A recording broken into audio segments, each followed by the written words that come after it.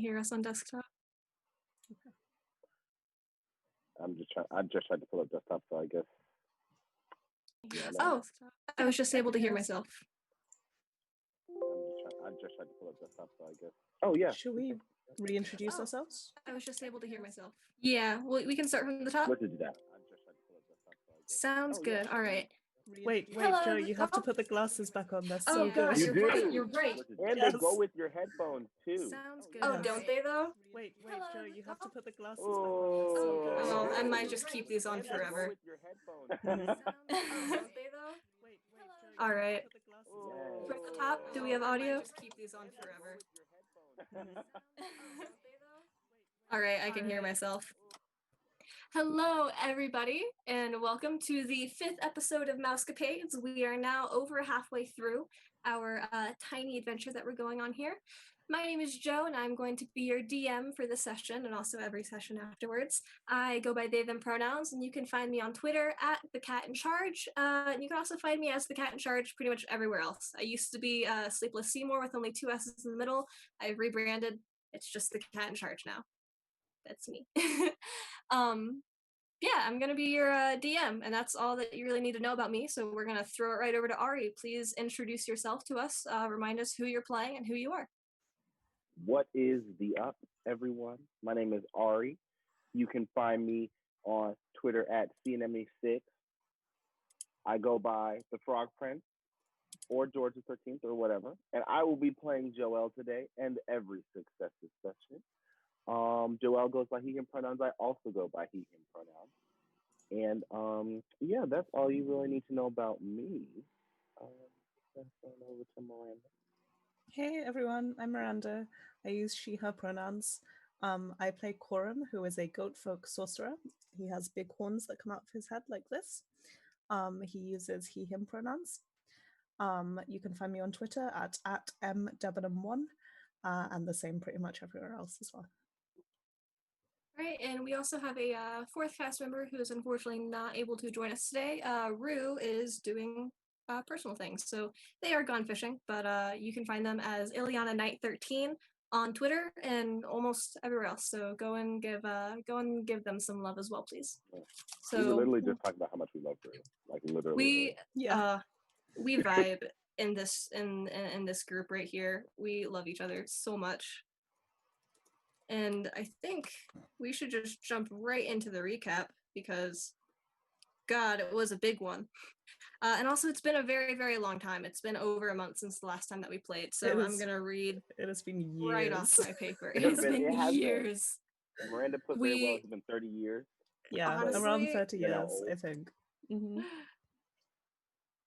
All right.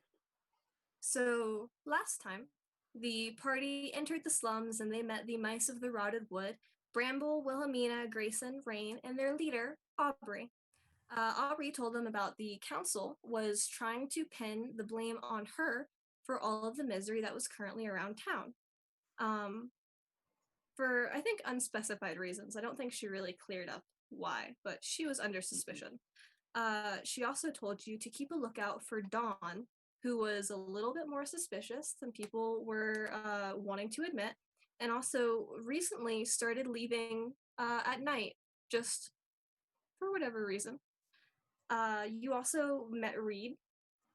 There's a little stakeout set up to look for Dawn and also look for Reed, who was the glassblower's apprentice, formerly Madameo's apprentice, who may have had some sort of connection to the conjuring of the great beast that might or might not destroy a Shaw, according to Dawn. While waiting for him, you found he was actually trapped in the junkyard on the offside of a Shaw, having fallen into a wine bottle while pursuing someone who had stolen the vases that he had been out delivering. You rescued him, you learned a little bit about his story.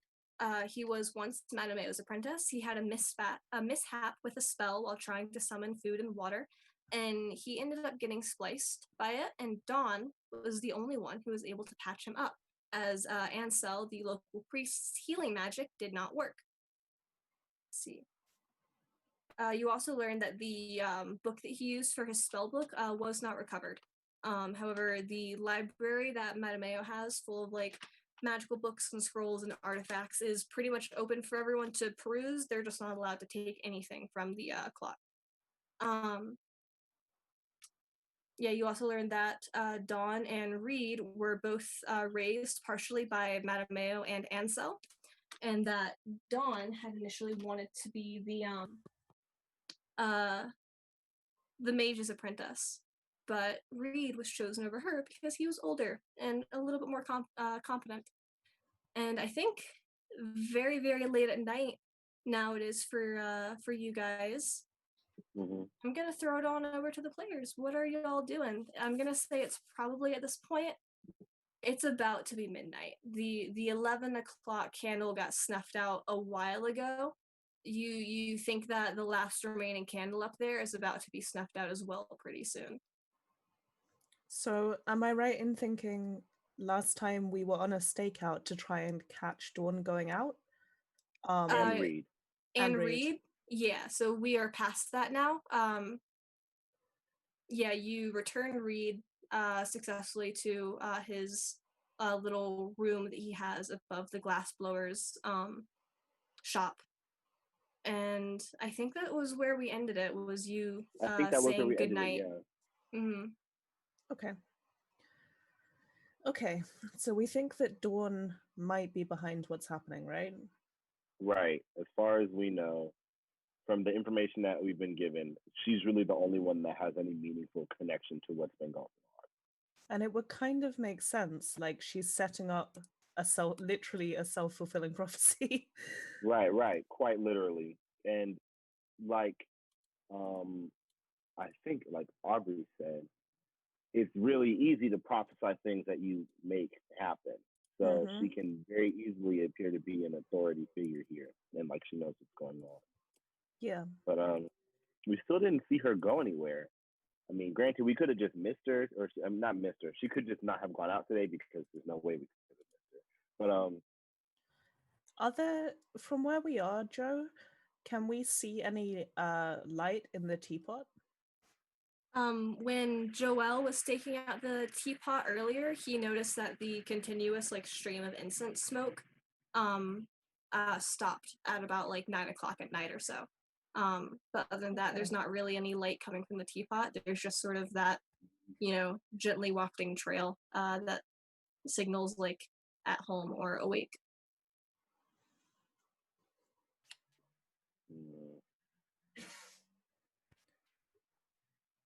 Okay. Don't really have a lot of leads anymore, at least. Well, I guess the thing now is trying to prove it, right? Like we have our suspicion, but we don't know how to tell anyone. Or who would tell? Matameo, I guess. Yeah, I was just about to say, who would we even really be able to tell, meaningfully? I think I think our most relevant lead would be trying to find something in Matameo's library that has to do with the spell conjuration. Okay. That's really about it. Other than that, I mean, we could stalk Dawn some more, but I mean, that's really just up in the air. If she got any suspicions and decided not to go anywhere, that's it for us. Yeah. Okay. I guess, well, we could go wake Matameo up at midnight. Right. I think we've been awake for 389,212 years. So I think it's time for a long rest. For a long rest so we can replenish our existence. So let's hit that. And then I guess we can try to get up on the earlier side. So if we get any developments, or also so we have time to look throughout the library. Yeah. Okay. And yeah, I guess that's about it. So. All right. So you guys are going to bed? Mm-hmm. Sounds good. So you guys head back into the Busy Bee homes, find your room that you have. Ayla accompanies you, of course. They're not going anywhere. And you all tuck in for a good night's sleep.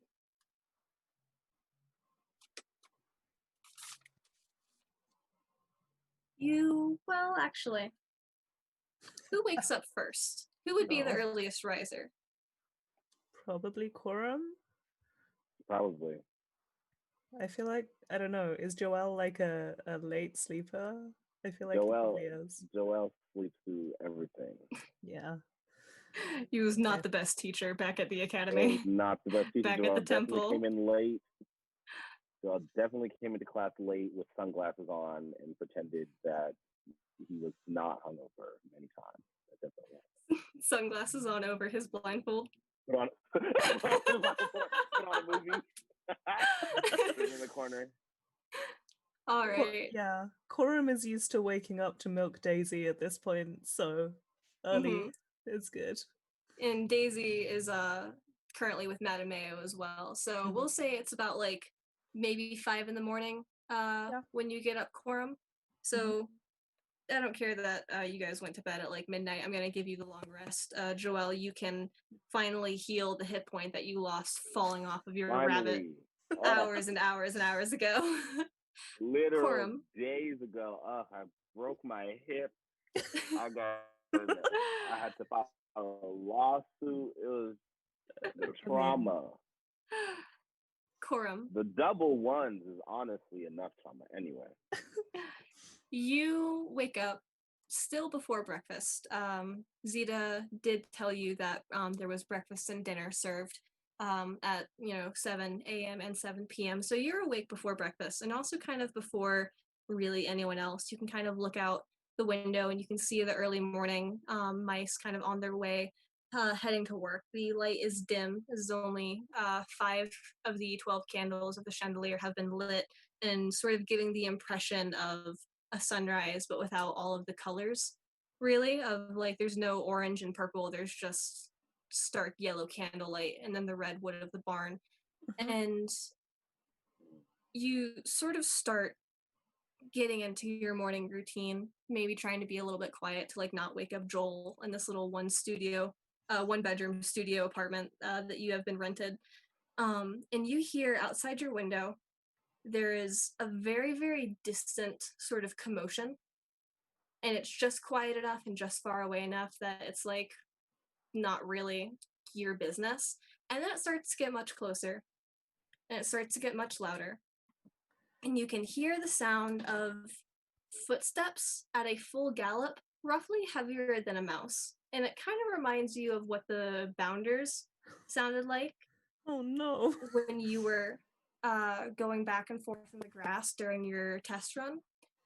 And you go and you look over out the window down the thoroughfare, and what you see is a stoat, a fully grown, probably 7 times the size that you guys are right now, a stoat wearing similar armor that you've seen before, made out of soup cans, hammered into shape, a little leather saddle on its back. And Captain Bailey Bluebell is in this saddle, holding on to the reins with her one hand. She has her little paper cutter sword, her letter opener sword, in her hand, and she is barreling down the thoroughfare from the barracks towards the entrance of a shaw, which is close to where you and the halfway house is. And you hear her yelling for emergency. Civilians stay in their homes. We are under attack. And distantly behind her, you can see, just sort of making their way now out of the stables, the white, gray, and brown fur of the Bounders and the Striders also making their way down. Oh no. Well, we're not civilians. We're special. So I'm gonna wake up Joelle. Like, Joelle, wake up!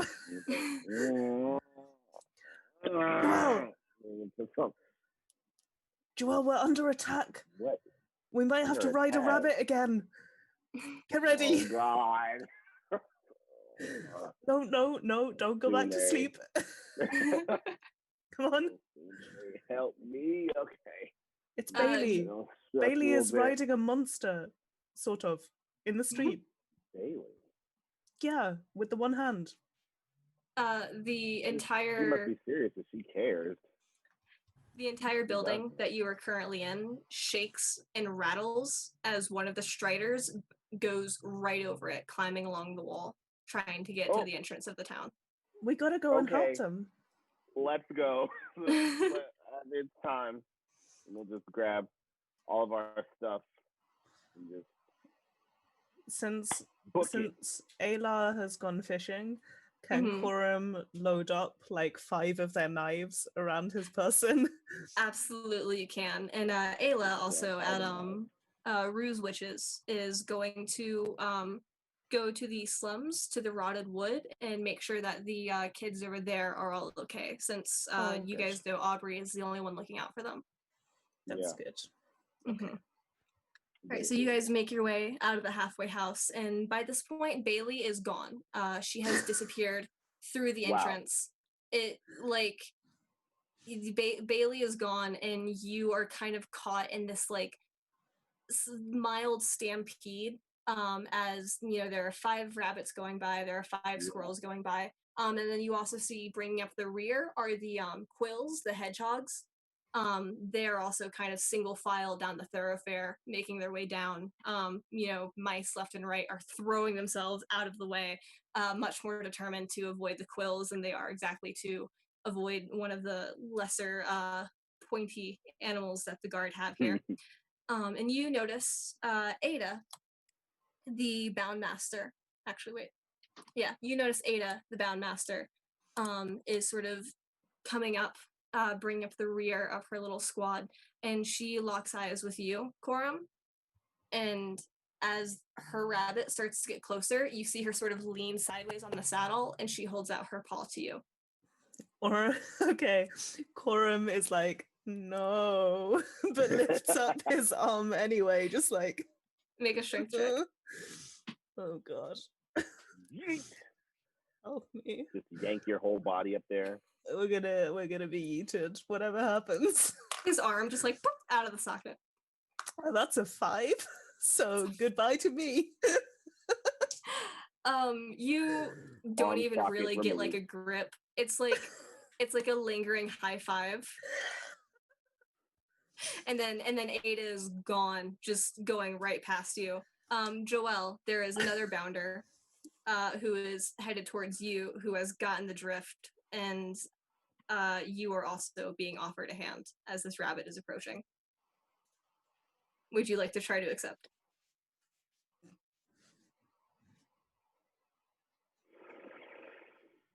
Yes. Please make a strength check. If Joelle makes it, can Coram try and like grab the end of his robe to... Yeah, absolutely. Because I believe in not messing this up. Because the bounder does have to slow down just a little bit to grab on. So if Joelle can make it, there will likely be enough time for Coram to have a second chance. 19!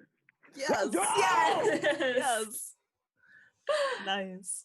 Let's go. Flawlessly. You weren't taught this at the temple, but it is something innate about the rule of cool that Joelle feels the need to constantly exhibit.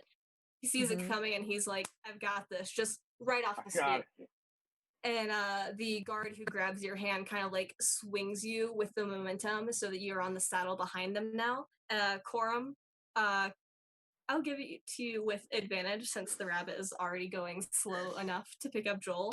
Please make another strength check. Oh, not 20. I'm fine. Holy shit! You're good. I was just practicing the first time round. The first one was a practice. Is that you you grab on to the back of Joel's robes, you grab the fur with the other hand and you hold on tight. There's not really enough room on like the saddle, but like you are holding on for dear life and nothing will make you let go. It's a death hug. Indeed. So you make your way, all of you now, towards the sort of like tent flap that covers up the can that leads through the hay bale that covers the entrance of a shaw. You make it through the tent flap and you completely bypass the little can tunnel, and you are just blinded for a couple of seconds as the bounder crawls its way through this bale of hay. And as you emerge out of the other side of the hay, now in the middle of the barn, you can see coming from the other wall adjacent or opposite to where a shaw is, you can see there are rats and snakes and little bitty spiders sort of making their way. And you see that some of the rats have like sort of ragdoll piecemeal clothes and armor together. Some of them are holding little bottle cap shields and little stick swords like the guards of a shaw have. And you see some of them are mounted on some very large snakes. Others of them are mounted on frogs. You see a little toad with his, sort of like, how toads are. Their skin is kind of like thick and like naturally armored. You see it kind of like making its way towards the front. Okay, now I see that they are clearly in Slytherin, but um, Fact. but if this is Dawn, like war was one of the prophecies, right? Yes. So if this is Dawn making that come true, then they're being manipulated. Like in some way. Something is not natural here. If that's the case. If that's the case. Is there a leader clear at all? Visible leader. Yeah, is there a clear leader? You can make a perception check. I'm going to do that. Well, isn't perception wisdom? Yeah. Wisdom, indeed. I get 15. Nice. 21. Nice. So both of you can clearly see what looks like a sort of leader-like rat. You see a kind of bigger, more like grayish round one wearing kind of like a little gold tassel like around its neck, and is also holding a big sword. And the main reason that you actually notice this rat in particular is because as you look over and just kind of like meet eyes with the figure, Bailey leaps off of her stoat mount and full flying tackle collides with this bigger rat. Oh wow. And Go like and like a timer has just gone off, like this was the foot that they were waiting to drop. All of the mice from a shaw on their mounts rush forward towards the incoming army of rats, and there is a fight now. There is like a 15 versus 15 fight going on. Okay. You are here. You are on the back of this rabbit. There is a line of these little hedgehogs that rush to the front as the rabbits and the striders kind of begin to fall back. The mice on them take what look like tower shields from their back and sort of bring them in front of them so that they're covered and so that there's only the quills of the hedgehog. And you hear Bailey shout, and she goes, "Bounders, forward!" And all of the rabbits, you kind of hold on tight as your bounder backs up. All of the bounders rush forward and then leap clear over the quills into the oncoming fray of rats. And you are now in the thick of it on the back of this bounder. Oh no. Okay. Okay.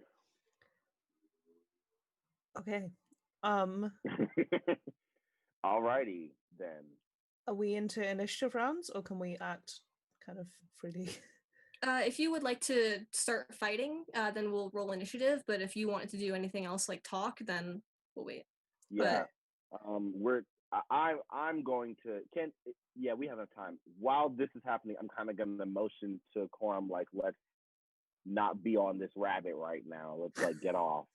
So like, because we do have to like kind of coordinate that, because if we just jump off, we could like get trampled. So and you do remember we'll just try to like. You do remember Ada saying that the bounders are the front lines, so you are as in the thick of the battle as you were going to get. Okay. I'm sorry, can you say it one more time? You remember Ada telling you that the bounders are the front lines, so you are as in the thick of the battle as you are going to get. There is only de-escalation from where you are. Okay. Okay. I'm gonna try to. I'm weak. Oh man. You know what? Maybe I'll do something from the back of this. I can't. If I try to tuck and roll, I can literally die. I can literally like fall off and like break my leg and then get stomped on and then die. So, like, clerics.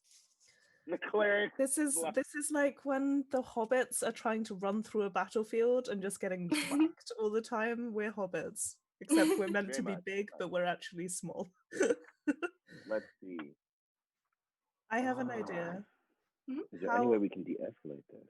How close are we to Bailey, to like the boss fight that's happening? This is I'd the boss fight, say, yes. yeah, like 15 inches. Are If are we in yelling distance? Yes, you are. Okay, great. Um, in that case, I want to yell at Bailey and also the rat that she's fighting. Um, Stop, stop. This is a setup. We don't have to fight. Call a truce. And I will also message the same thing in case Bailey can't hear me or whatever. Okay. Mm-hmm. So you do get the instance that Bailey indeed does not hear your actual. She's busy. But at the message, as you kind of hear it fire off, you see her like turn and look towards you for a second before going back into like can't be distracted battle mode. But you do get a bit of a response in your head, and you hear her voice, and she goes, "Nothing but a setup. This has been coming for weeks now." Huh. Nothing but a setup. Oh, nothing is a setup. Okay. Let's see. Okay. Well, I'm gonna. Can you do that on a person? I'm going to.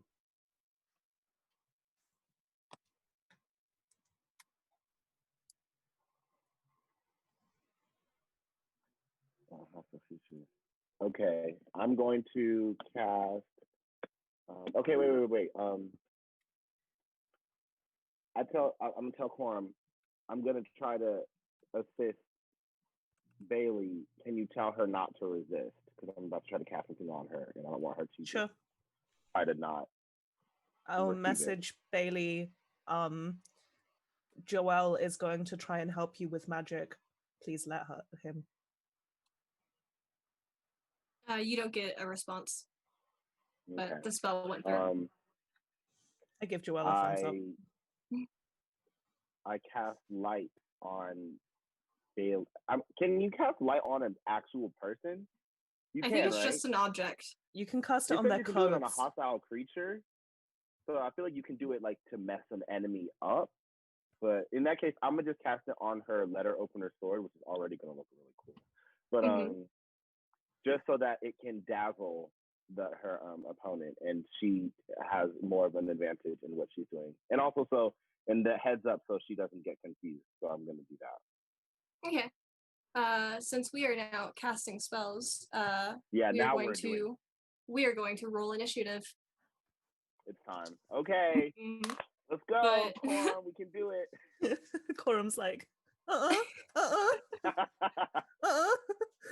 I get a 14. Okay. 17. We're on top of it today. Yes. Nice. Heck yeah. Here it is. All right, we got this. We actually haven't had any. Have we had actual combat before? Nope, not yet. The only combat was when Joel and Alex beat the mess out of that guy. Yeah. That's really and that was a session 0 as well. And that's not even something that everyone got to see. Yeah. Which is a shame, y'all, because that was hilarious. Man, y'all had such different session 0s. Yeah, I love we meet up and we're like, we did a baking competition. And like, we murdered a man. Someone and left him to die in the desert and stole all his money and then teleported into the middle of the festival. Yeah. That was when I knew we would be friends. That's what I knew. Sometimes that's just all it takes. All right, Joel, your spell goes off and Bailey's sword is illuminated by this radiant holy light. And both her and also the rat that she is fighting seem taken aback by this, as there is a pregnant pause amongst not only this little pair, but also pretty much the rest of the battlefield as well. And you don't think that even even though these mice are used to like the church that they have and also Madame Mayo, there is not a whole lot of magic that you assume they see in battle. So there is, for a very tense second, just nothing but a pause as Bailey holds out her letter opener sword and sort of stares at it, and then looks up at the rat that she was fighting, who is slowly kind of taking a half step backwards, kind of confused, a little frightened, and then he goes in again, nothing but teeth and claws, and they continue fighting, and she spins, hacking and slashing with her sword. You clearly see that they're both drawing blood, even with the piecemeal armor that they're wearing, but yeah, there is an effect. It definitely had an effect. The rest of the rats, as well as the sort of snakes, the frogs, the spiders that emerged from the other side as well, they are now giving Bailey a large berth. The fight has kind of made a bit of a semicircle around this. Okay. Like a duel. It is pretty much, this is the main event, and everything else that's kind of going on around it is, it just, the chips fall where they may. Okay. And having said that, Coram, what would you like to be doing?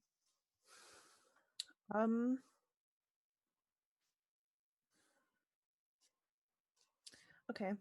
Coram is gonna deliberately step into the like space that everyone has left.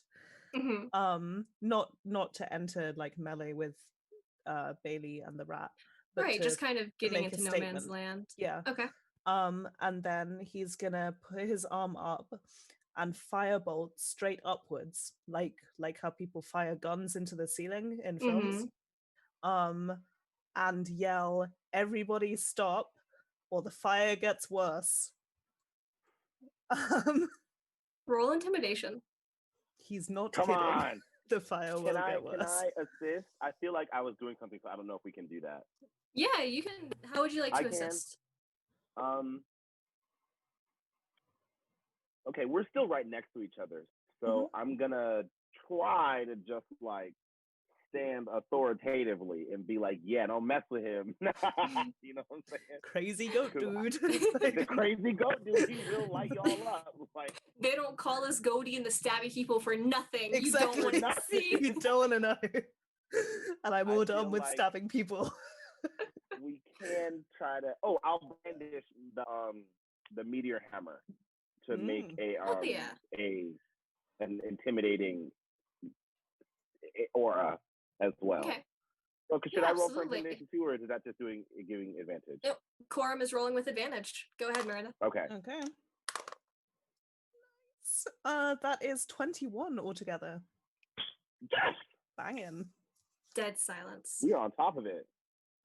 There is even that kind of like phew noise that like a flare gun makes as your firebolt goes into the sky, kind of fizzling out before it can really hit the ceiling and do any damage. Dead silence. Everything stops. All of the attention is on you. Coram has a like, oh god, what have I done moment. But then he goes, truce right now, we need to talk.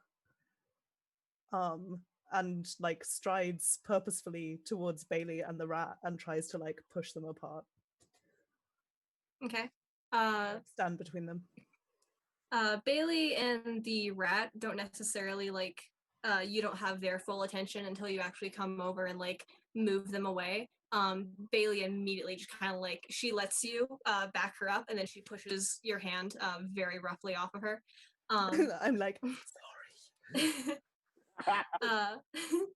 And just holding back, kind of sword at the ready, she looks between you and the rat, who has gone from kind of hind legs to creeping now, sort of on all fours, waiting. He's kind of in like a half lunge. And Bailey looks at you and she goes, "What do you think you're doing?" We need to talk properly. I think this war has been engineered. This battle. Please, just 5 minutes. Then we can kill each other all you want. Make a persuasion check. Lots. Hang on. Yes, 24. 24. Yo, 19 on the dice plus 5. Hell on yeah. fire today.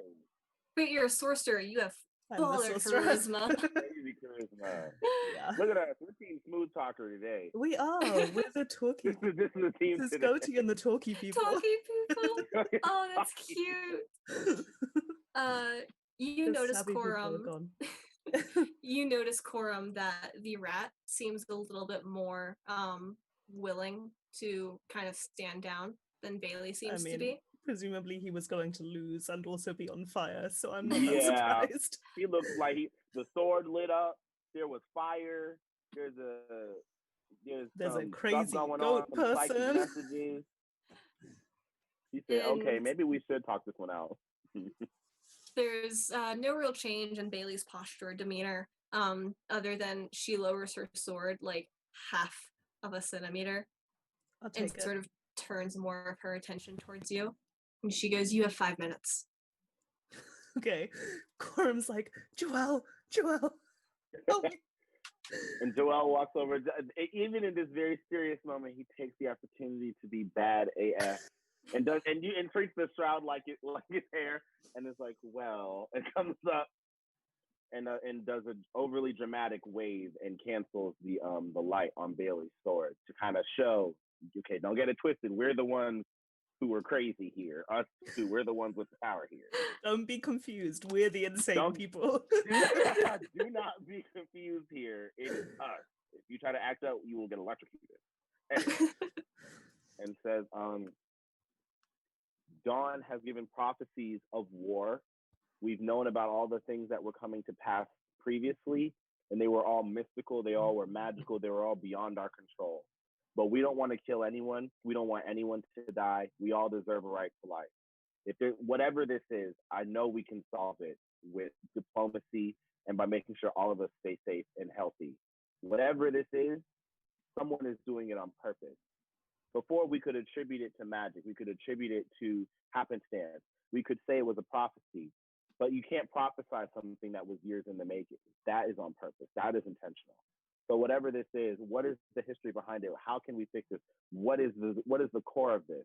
Because there's no way that all of this can be justified. All of this violence can be necessary. There's something we have to be able to do. And Corum will add to the rat in particular. Why did you attack tonight?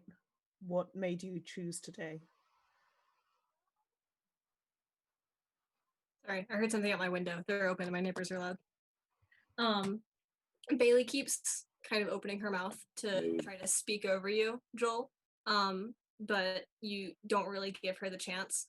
And sort of towards the end of it, she hisses and spits on the ground, and she goes, "They've killed enough of us already," and the rat cuts her off.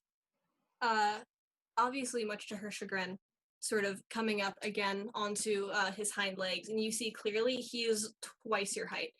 These rats are far bigger in size to the mice of a shaw. And you hear him go, "We have killed no one. And we have tried to explain this various times," and Bailey also butts in. And I get to argue with myself as an NPC now. I love doing this as a DM. And she goes, "Bullshit. We have the numbers to prove it. We have the missing mice to prove it. Where else could they have gone? Of course they went towards you."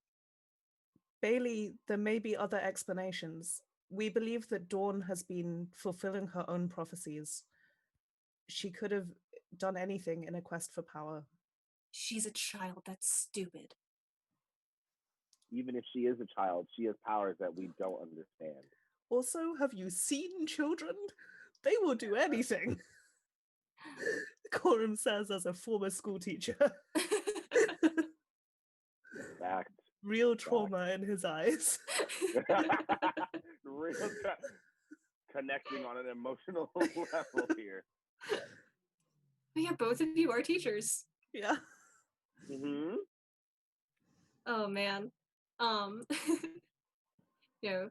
Bailey, she starts sort of stimming again, trying to not flip the absolute fuck out on you for being insubordinate. look, literally have a face. my girl, she's tense. And she turns now her full attention towards you, Corum. And she goes, if there is anything wrong with Dawn, I work with her personally, and so do the rest of the council. We would have seen it first. I believe you that you're observant and you're always trying to defend Shaw, but sometimes it can be hard to see when your friends are doing something wrong. We should at least listen to what he has to say. I'm sorry, what's your name? I say to the rat. The rat sort of Hello, Mr. Rat. You are tall and big. Hello. He turns towards you and he gives a little bit of like a bow, and he goes, they call me Jet. Okay, Jet. You say you've never attacked a Shaw? I've attacked, of course, as retribution. We've never killed one of theirs. Okay. But people have gone missing, Bailey. Right? People went missing, Bailey? Oh, yes, of course. We can hear the noises too, it's not just you. Okay, good. I don't know what that is. It might be the wind like slamming doors downstairs. Because all the windows in our house are open right now. I'm so sorry. It's okay. Yeah, Bailey. She confirms. Okay. And Jet, why today? What are you avenging today? Did something happen? He sort of gives a side eye to Bailey. Like he feels unsure about discussing like battle plans or strategies in front of her. Romantic backstory, bro. Enemies to lovers. I see it. 250k words, completed work. I'm just kidding. I will be writing that. Yeah, he kind of gives her. I will beta that for you if you want. He gives her a bit of a side eye, and then he turns towards you, Corum, and he like leans in a little bit, and he goes, "This is a retribution. It has been in the works for quite a while.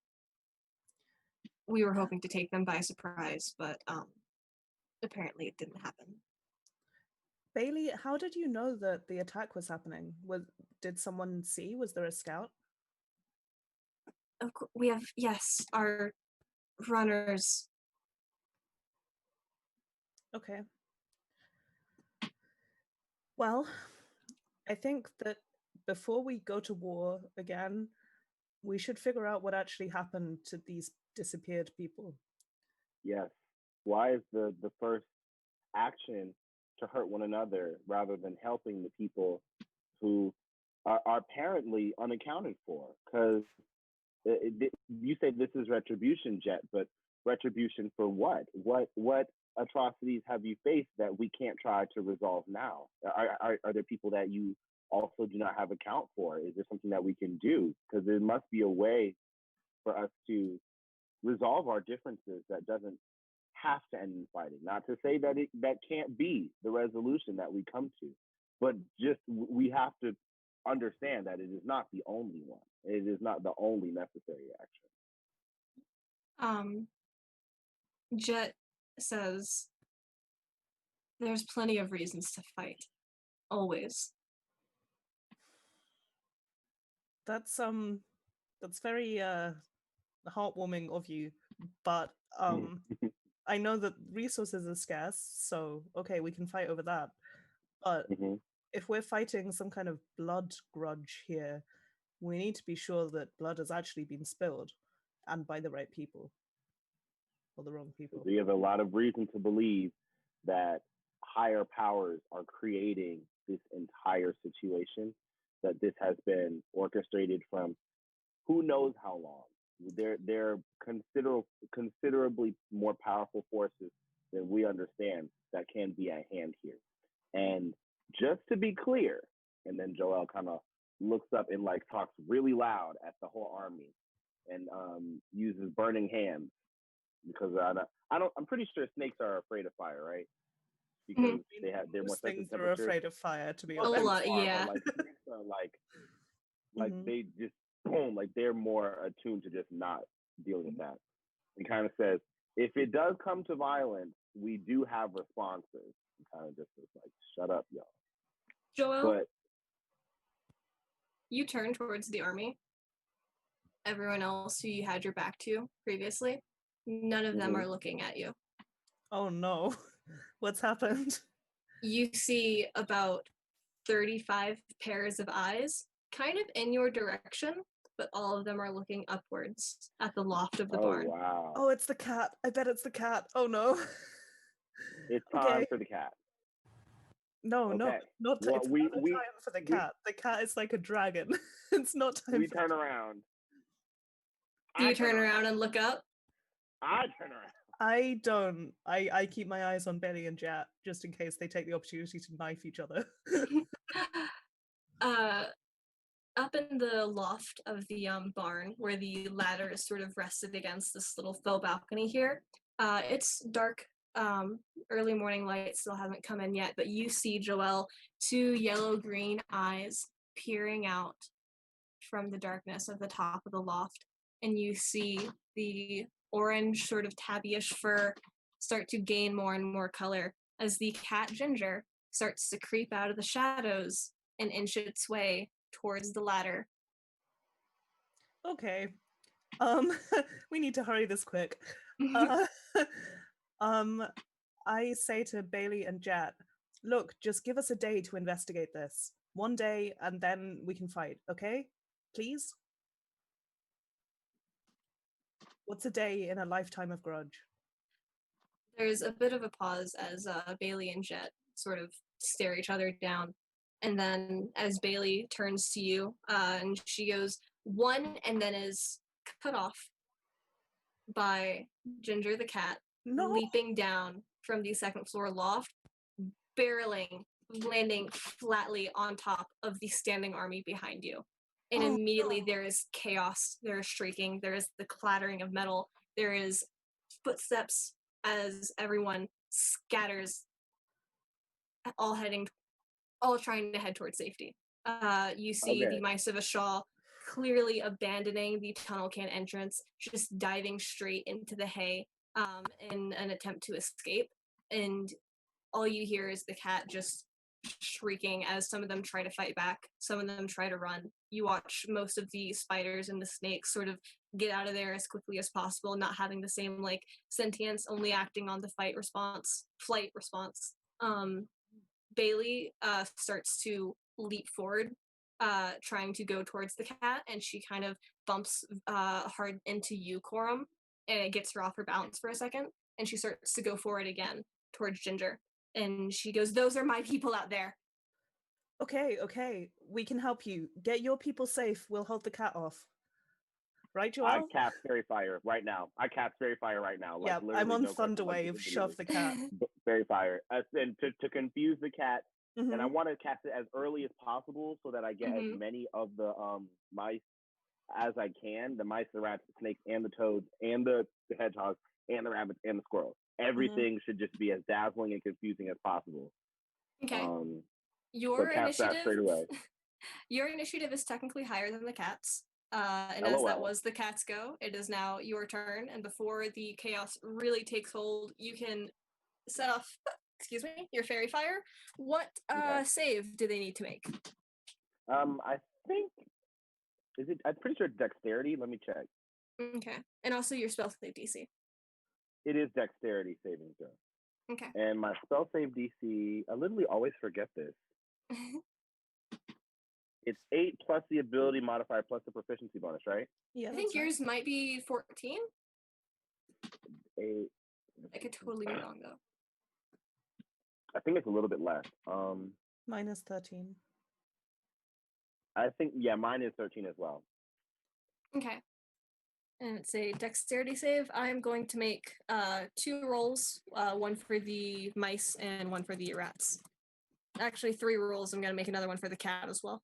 For the cat, yeah. I want advantage on this cat. If we're really trying to do stuff, we need advantage on this cat, like for real. What was your DC again? 13. 13. Everybody fails. Okay, we can do this. All right. Okay. All right, and that is your turn, Joelle. Corum, you're up now. I'm gonna like get myself between Bailey and the cat, and then cast Thunder Wave, to try and push the cat backwards. Yeah. So that's a con saving throw. Okay. From the cat. DC The cat 13. probably has insane constitution. Wasn't huge. It got a 14. Damn it. Okay. Well, it takes 7 damage. Okay. And is not pushed, which is a shame. That is okay. It's not the most It's graceful probably cat. at the least startled. Yeah. Yeah, it is not the most graceful cat in the world, and even without the sort of full effect of the Thunderwave spell really taking effect on it, it still kind of tumbles ass over tea kettle for just a second before righting itself, and then it turns, averting its attention away from the little mouse army, and it turns towards you, and you see that there is blood and cloth hanging from its muzzle. Oh, it ate someone already? Okay. Okay. Okay. I make the like hissing noise that you make in a bad cat. Like stop. Where's the water bottle? Who has the spray bottle? It is the cat's turn now, and Corum, it is going to lunge towards you. Farewell, cruel world. It's been fun.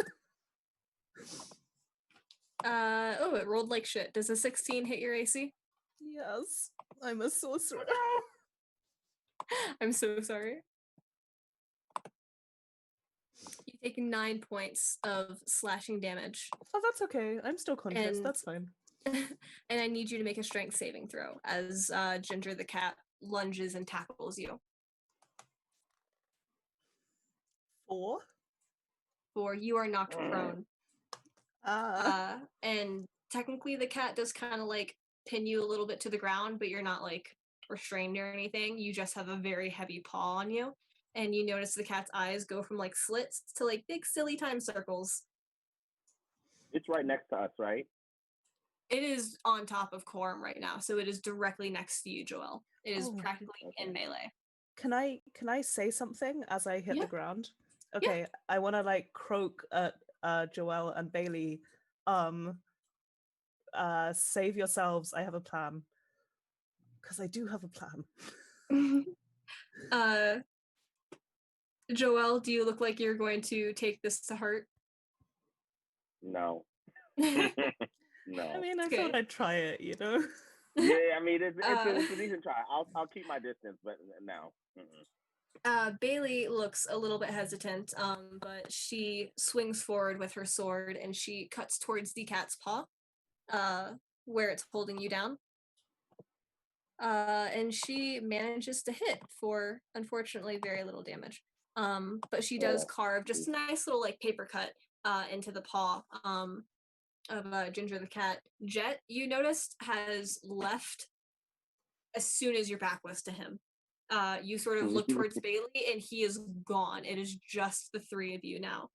And that is Bailey, that is Jet, that is the cat. Joelle, it's your turn. Okay. Did you say that psychically or with your mouth? With my mouth. Okay. You're still pinned. The order is me, the cat, Corum, then Bailey, right? Yes.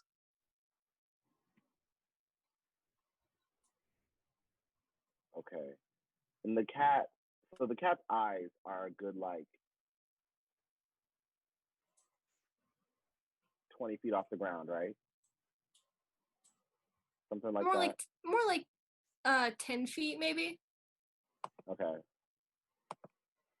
Feet, inches, you know, it's a 1 to 12 scale. Right. I still have ashes in my meteor hammer from the incense I've been lighting, right? Yes. Okay. I'm going to try to heed Quorum's warning a little bit and take a step back and you swing the meteor hammer to cast the ashes in the cat's face. I want to hit it in the eye, but even if I miss, the intent is to sling the ashes in his face. So Okay. I think, did we say that was Dex? I think it was an attack roll using your Dex modifier, yes. Using the meteor hammer Dex? And then I think I have to make a Dex save for the cat as well, or a con save.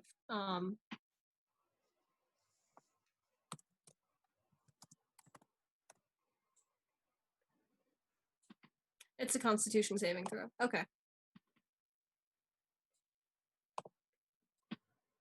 Okay. So let me do this. This is so the blindness is the Constitution saving throw, but me throwing it that's it's Dex to hit, right? Yes. Okay. I'm gonna do that. Yeah, you're rolling attack to cast your ashes in the right direction. And if you beat the cat's AC, then it will have to make a con save. God, I got a 4. You swing around your sensor meteor hammer and you cast the ashes, and you just watch a little gray white streak sort of appear across like the fur of like the cat sort of on the side closer to the stomach. Do you have a bonus action? I think my only bonus action would be casting light again, which I don't need to do right now. Hold on. Let me make sure. Yeah, no, I don't. Nothing that's relevant. Okay. In that case, it is the cat's turn again. And Quorum, you are going to take 6 more points of damage as its claw sort of starts to press into you. And then it lifts its paw up, hooking its claw sort of into like the jacket or the shirt that you're wearing, and you are lifted off the ground, Quorum. And it kind of tosses you up into the air. And I need you to make a dexterity saving throw. Oh no. Okay. Dex. 19 on the dice, so that's a 20. Hey. Very nice. As you sort of tumble through the air, you manage to get your bearings just enough to maneuver out of the way of the cat's paw as it comes around again to bat you across the floor. And it misses, and you land safely on the ground, and there is a moment while the cat is sort of distracted mid-swing, trying to figure out where its prey went that it thought that it was going to get the upper paw on. Corum, it is your turn. Okay. Cool. I don't need to do what I thought I had to do, so that's good. Good. I'm gonna firebolt it and start like backing off. Okay. Because I want us to get safe. Yeah. I roll a 16 to hit. 16 to hit. 16 will hit. Nice. Roll your damage.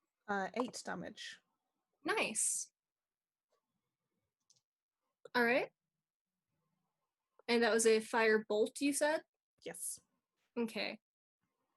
So yeah, the sort of as the cat is turned a little bit away from fire, you. like, oh.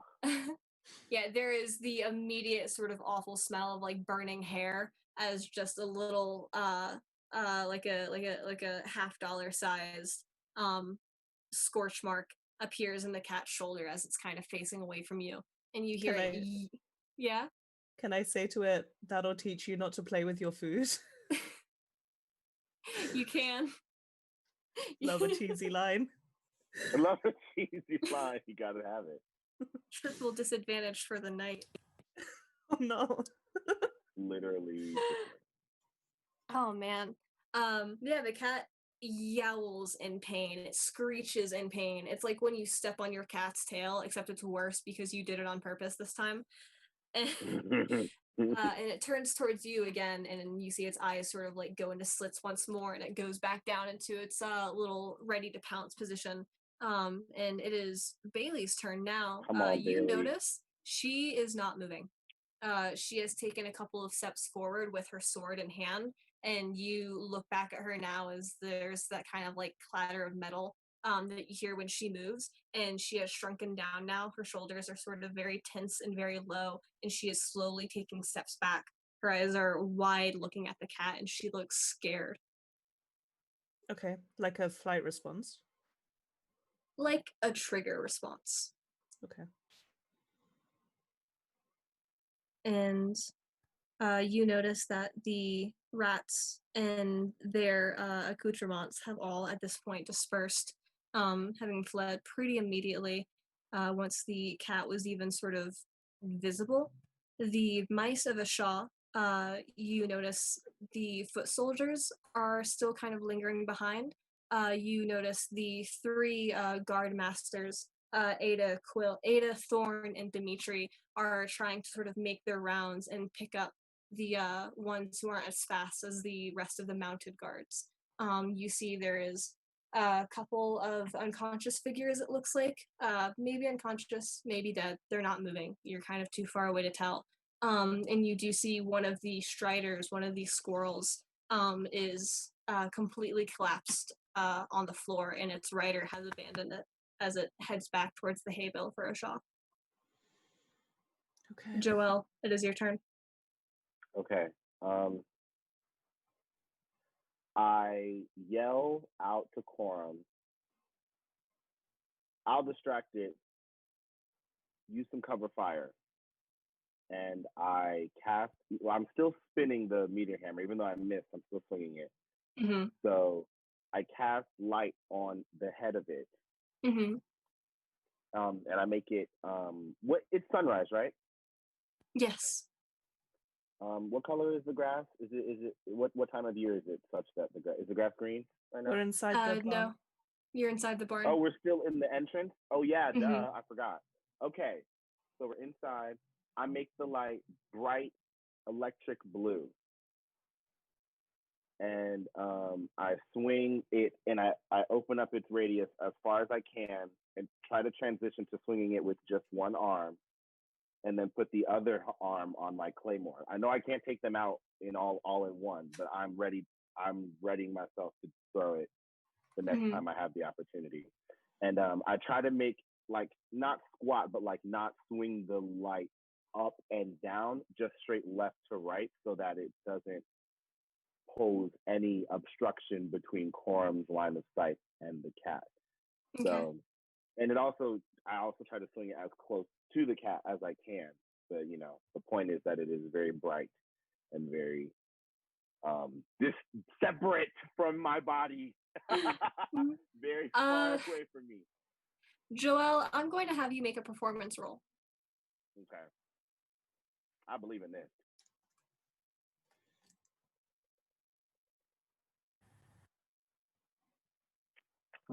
That's good. 19. 19.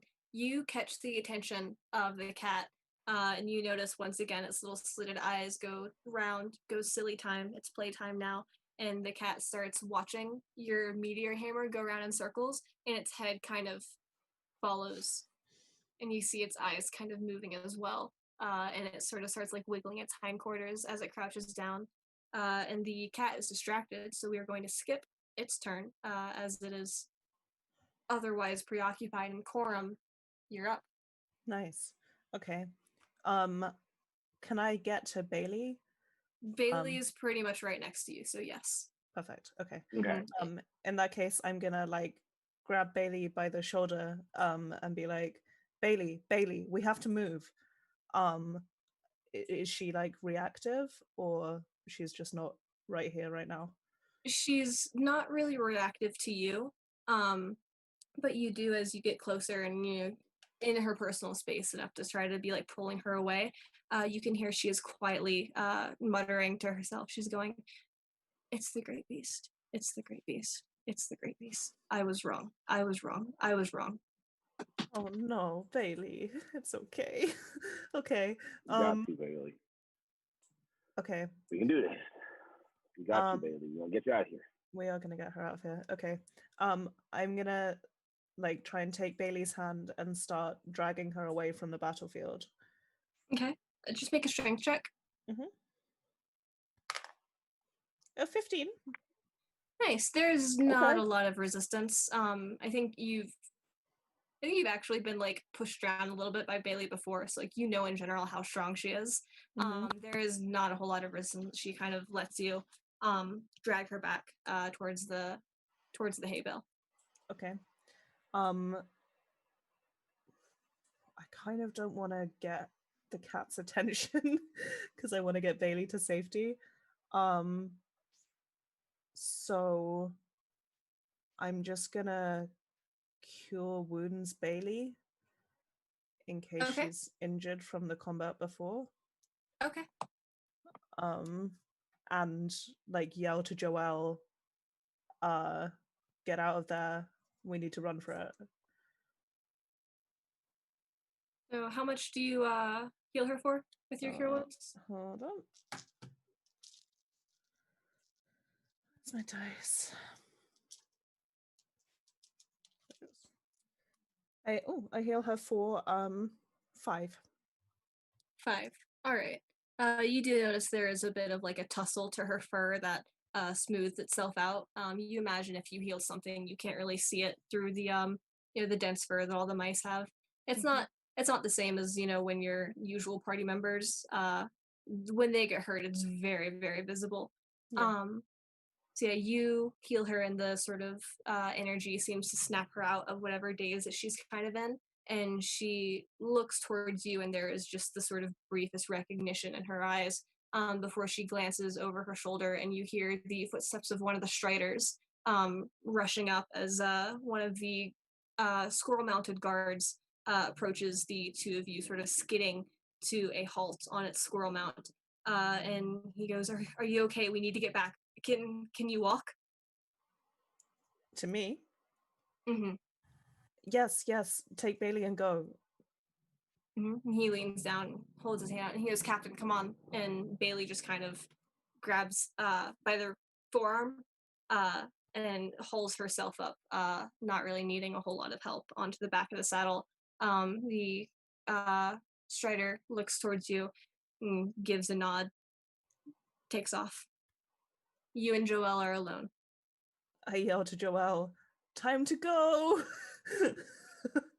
Joelle, it is your turn. Okay. This cat's distracted. I'm about to do something crazy. I'm here for it. The barn doors aren't open or anything, right? They're kind of cracked, but they're not open.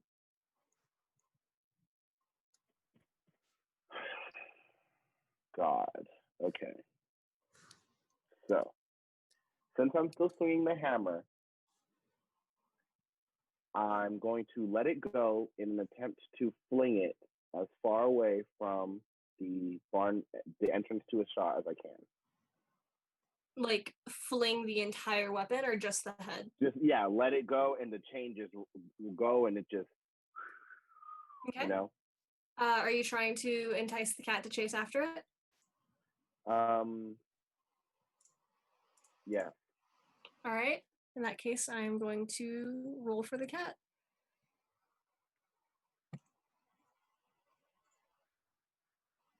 Ooh, that was the wrong modifier. Let me fix that. And I want to do it in a very high arc, like something that would encourage it to jump. Okay. That's actually really good that you said that, because that is exactly, you fling it and it arches high up into the air as all the chains, sort of like a fishing line. You're holding on to just the tail end of it and letting it spiral out of its reel. And Ginger the cat bounds into the air, chasing after its new little shiny toy that it has found. And it leaps full off the ground, this big fluffy cat, and it hits, and its feet kind of don't land exactly right, and it kind of like paws outstretched grabs the head of your meteor hammer, and it kind of rolls onto its back and holds it in its front paws, and then bats it hard across the floor. And I need you to make a strength check to hold on to your chain as the momentum is trying to let go of it. hold it. I let go. You let go of it? You let go of it? I let go. I threw it and I let it go because I just go. I'll get it All later. right, the meteor hammer is taken out of your hands and it skids across the ground. Ginger the cat sits up again and it starts to bound after it away from the two of you. Okay, let's just bounce. Okay. I don't need to use the claymores right now. Okay. So we're gone. All right. And both of you can use your. And I disengage yes. light, obviously. I want to see where it is so I can go get it, but I disengage light like the moment it is no longer focusing on us. All right. All right. You guys can both dash. You can exit initiative as well. Making right back into the hay bale. And are you just sort of like diving into the hay, or are you trying to look for the entrance to the can tunnel? I think if we can see it fairly easily, we'd go for the tunnel, but otherwise straight into the hay.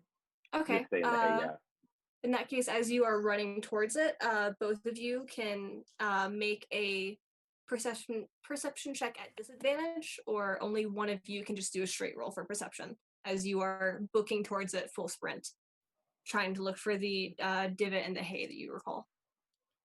I'm at +3s. I also have a +3, so you just do it normally then. Yeah. Instead of us both doing it at disadvantage. Okay. Since we have the same modifier. I get 13.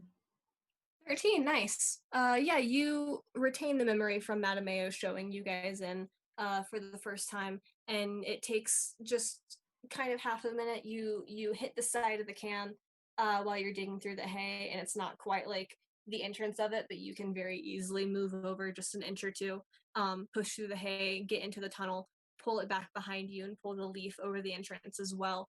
Coram, you and Joel are in the head of the tunnel to a Shaw now. If you want to take a minute to catch your breath, you can. If you want to just head straight into the town, you can also do that. I probably want to head straight in, try and find Bailey. Okay. I'll just follow, yeah. Mm-hmm. So you make your way back into a Shaw. The thoroughfare is much emptier than it was when you first arrived here. You imagine that everybody took Bailey's warning greatly to heart. You imagine that most of the people who she was shouting for weren't even really awake yet. So there is an extreme silence that has settled upon the tiny town of Ashaw. You see sort of the tails of some of the mounts heading back now towards the barracks, towards the furthest corner of the inside of the wall here in front of you. And are you guys are going to go towards Bailey. So Yeah. would you just head straight towards the barracks? Towards the barracks. Yeah, the barracks. All right. In that case, I think this is a good place for us to take our break since we have reached the halfway mark. And when we come back, we will start with you guys at the barracks. All right, so we will see you guys in about 15 minutes. Yeah, it's 4:27 where I am right now. So 15 minutes. We will see you then. Bye, everyone. Bye. See you soon. Dun dun dun. Dun dun dun.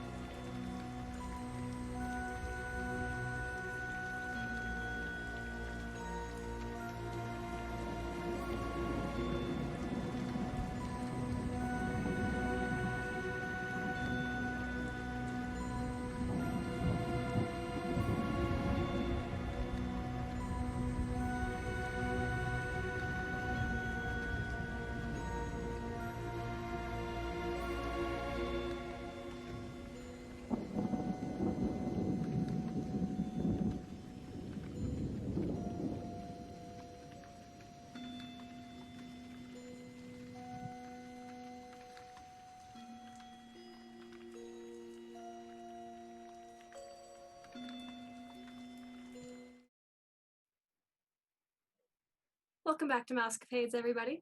Welcome back to episode 5 of Mousecapades. The title of which I don't think I mentioned actually at the beginning of this is For the Bell Tolls. Last time, before we went on our little break that we did here, there was a battle between the rats of the Underdark, which had only previously been mentioned by a couple of the mice around a Shaw, and the guard of a Shaw, clashing in the middle of the main barn it was about 5 a.m., so more or less like sunbreak. I can't remember what the actual name of that is. It's dawn. Dawn. It's dawn. It's dawn. It's dawn. It was always dawn. It was always While Gody and the Stabby people, now becoming lacking our dear Ayla, who has gone to the urchins with Aubrey to try to take care of them. Joelle and Coram tried to make peace. Unfortunately, they were interrupted in their little peace talks by Ginger, the local farm cat, who they had only seen once as they had first arrived to Abershaw Acres here. The cat quickly wreaked havoc. It was unknown how many, if any, casualties there were. Bailey seemed to get a little moment of shell shock, but she was quickly taken to safety. And as a slick distraction of Joel losing his meteor hammer, Coram and Joel did manage to escape in one piece, making their way back to Ashaw, and are now arriving at the barracks to check on our dear Captain Bailey Bluebell, who wasn't in the best of shape when they last left off. So yeah, Coram and Joel, you make your way to the sort of sandpit kind of sparring area with the big briefcase that the barracks is kind of like set up inside. You see the stables on your other side, some of the little card shacks in this area, and the sand pit is starting to be set up. It's kind of halfway through this setup right now. A couple of stretchers being pulled out. You notice that it is actually a little bit emptier than usual, and you do remember seeing a good couple of some of the injured guards had been in front of the temple, which you had made your way past as you came over to this direction, following as close as you could to the tail of the squirrel that had Bailey. And as you make your way into the sand pit, various guards trying to like tend to their less grievous wounds, you are approached by, I will say, Boundmaster Ada. Very tall, sort of grayer, pale mouse. And she approaches you. You see fur is tousled. You see she is kind of covered in dirt. There's a little bit of like spray of blood kind of on her whiskers. Obviously, like not her own, but she comes up to you, clearly kind of rattled, shaken, but she's standing tall, trying to put on a good face. And she goes, you again. Good to know that you made it out of there. You're okay? Both of you are okay? We were hoping Very much so. to Captain Bailey. Bailey's not here right now. Where is she? She said it was very urgent. She had to go speak to Dawn. Damn it. Okay. Maybe we could have picked some more unique verbiage in hindsight. Well, we did our best. We did. I don't think we don't have a lot of room to criticize ourselves. I guess we should go see her. Thank you, Ada. But before you go, you haven't seen, she's a little kind of black, like red or brown, kind of like splotched. She's one of mine. Her name's Vieira. Do we remember seeing anyone like that? You can make like a wisdom check to sort of rack your brain. Let's try.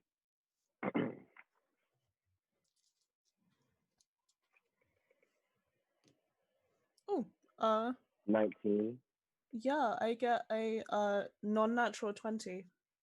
Ooh. Nice. You do remember seeing you do remember seeing a mouse like that. She was one of the other rabbit mounts, one of the bounders. And you remember that she had a blue tabard on under her armor that she was wearing. And you remember when the cat turned around to face you, its muzzle spattered in blood and a cloth hanging from its mouth. It was a very similar shade of blue. Oh. And Ada sort of tapping the nails, the claws of her paws together. She's continuing. She's the only one who's unaccounted for. We were trying to get a party together, but you're the last ones who came from there, so we were hoping maybe you would have some information. Ada, I'm very sorry, but I think the cat might have got her. I saw her blue tabard in its mouth. You see Ada's shoulders kind of slump a little bit, and she looks down and then starts to nod. I had worried as much. Regardless, there's not a body, so we're still going to try to put something together. You're welcome to help us if you want. If not, it's not your problem. We'll help, right? Are all of the striders accounted for? The striders, the quills, we lost a couple of our mounts, but the rest of the guards are fine. It's just Vieira.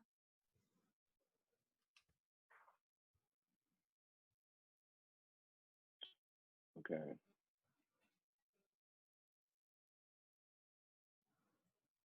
We'll definitely, first of all, we will definitely help you in whatever way we can. hopefully, okay. Get.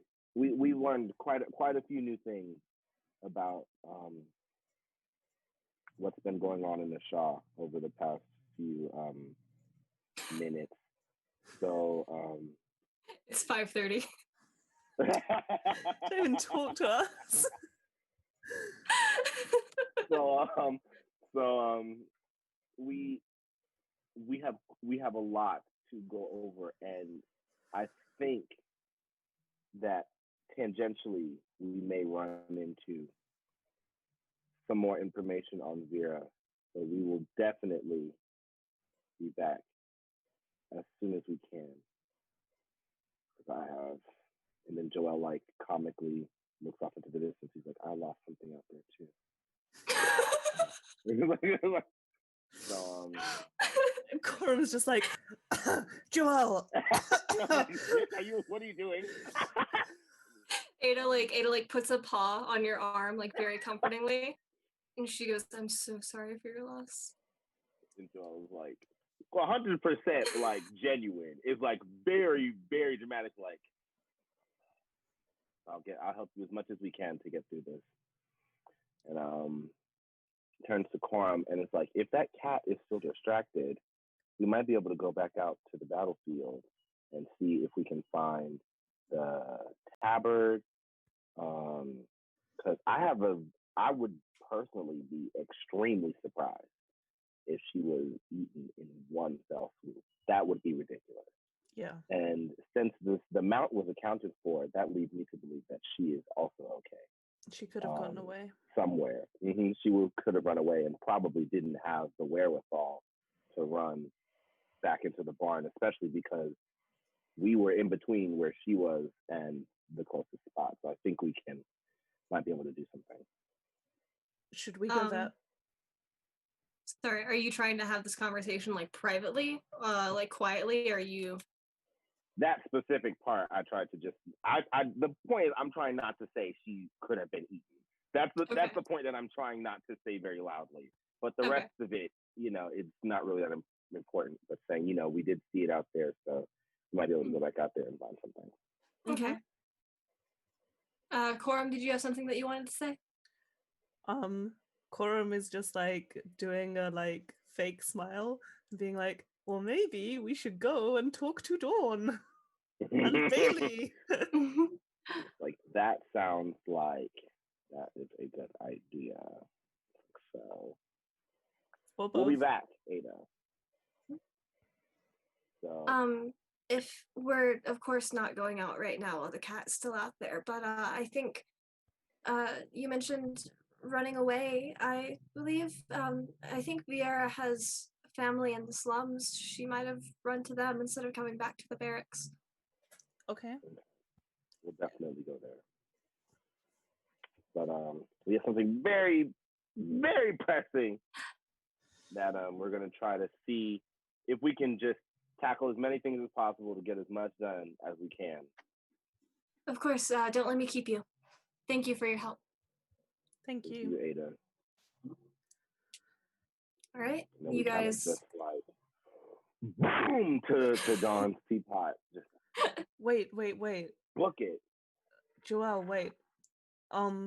What are we gonna do? If we go in there, Dawn is just gonna deny everything. We don't exactly have proof. I'm just worried that if Bailey confronts her, she might disappear Bailey. I think at the very least, I agree with you. And I don't think that our suspicions can be confirmed in this interaction. But at the very least, as you said, that concern is real. And we want to hear whatever Dawn has to say about this pretty much as firsthand as possible. Because if something happens to Bailey and we can't protect her, or we don't know where she is, or even worse, she receives some form of traumatizing information and is not comfortable sharing it, we are at a loss with regards to how we can help everyone. So I think what might be the best, do you have any magic that will help us be stealthy? Help us? No.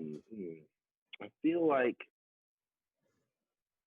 I don't want to stop them from talking because I want to hear what they have to say, but I also don't want them to talk without us being there or without us having a way to spy on them because this is very Well, we could try and like hover outside the door or something. maybe we might as well. I was thinking, I don't know. We'll try. Can you? You can't listen in on people telepathically, can you? Mm-mm. Only talk to them. They can talk back, but I have to initiate it. I feel like there's something we can do to be clever about this, but we're wasting time. We should just go and listen outside. Okay. All right. Let's go. You guys are heading towards. You guys are heading towards Dawn's teapot. Mm-hmm. Okay. You make your way over to the relatively empty town hall cello case. You do notice one of the, actually the last council member who you have not met yet, the Champagne Rexford, Prince Selanawe, who is sort of making his rounds. Ooh, gotta plug in my laptop. Goodness gracious, that was loud. Oh my god. The Champagne Rexford, Prince Selanawe, who you'd only kind of seen briefly, only like in this area. He's kind of making his rounds about, and he's got this little purple kind of crown-like hat on his head. He kind of just tips to you as you go by. Clearly, your reputation precedes you, and you can make it up the stairs all the way up to the little obstacle course of plates and other, tea accessories, and you go across the ropes, I'm assuming? Yes. All right. The teapot, there is the slow river of incense pouring out of it, and the lid is shut. Okay. Okay. I think you have better hearing than me, so you listen, and I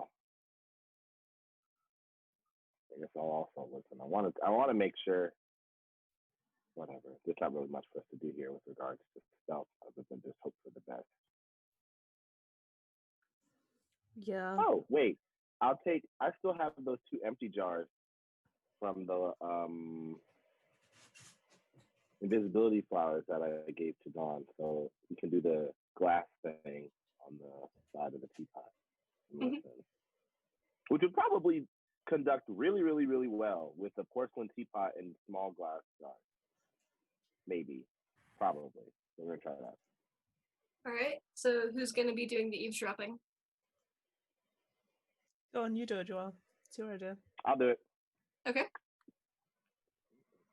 All right. Go ahead and make a perception check for me, please.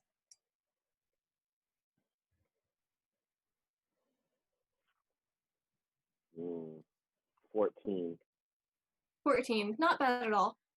You sort of take a minute to find like a flat portion of the teapot to like press the glass flush against. You put your ear to it and you focus very intently on trying to make the muffled voices into actual words. And you hear the much, much quieter voice of Dawn. You hear her go, "I don't understand. This isn't what I had originally seen. Are you sure that are you sure that?" And you hear Bailey, and she goes, "I know what I saw. I know what I saw. I know I saw it twice, and I know that it was different, but I know what I saw. And it was a cat, and it was the beast, and it was fire, and it came out of the shadow exactly like you said, Dawn. It was a beast of fire and of shadow. If you'd seen its fur, you would have known." And you hear Dawn. She goes, "I understand, Captain. If you could please, it's just a very confusing, interesting. Also, your 2 testimonies as the only one who has seen this so far. And no, I'm not the only one who's seen it. I'm not the only one who's seen it, though. This time there was more people. There was all of my own guard. There were the 2 outsiders that Madameo brought in. There was even some of the residents of the Underdark were there. There is no one who can refute it now, and they know about it now, Dawn. They know about it. We can't start keeping it a secret anymore."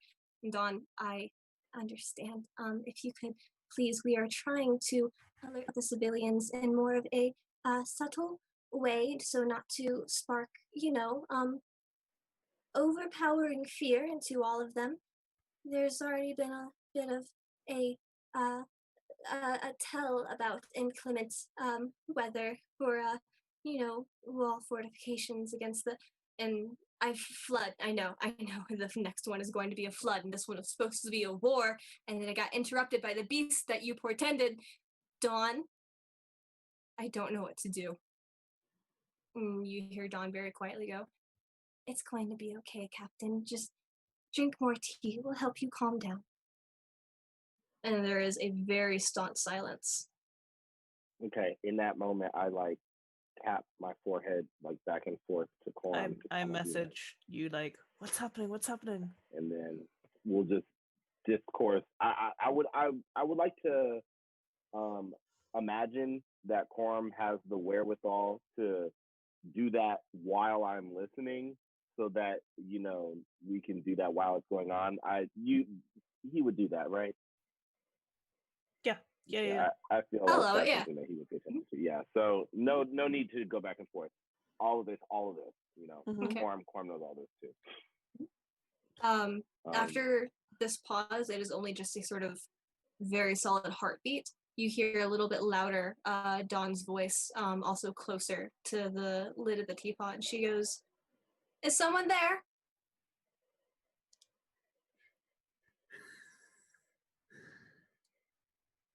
And Joelle, we stay so very, quiet.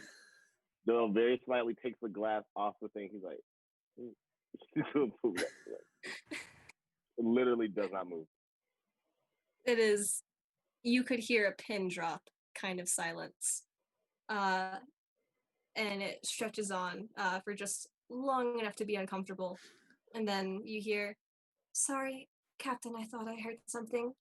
Continue. I'm listening." Okay, Joelle, we slide. Well, I'll start sliding to the back end of the teapot. So if she got out, she would have to look out into the expanse rather than out onto the ropes that lead into it. So like, if she did get out, we would have like at least maybe like 4 seconds to do something quickly.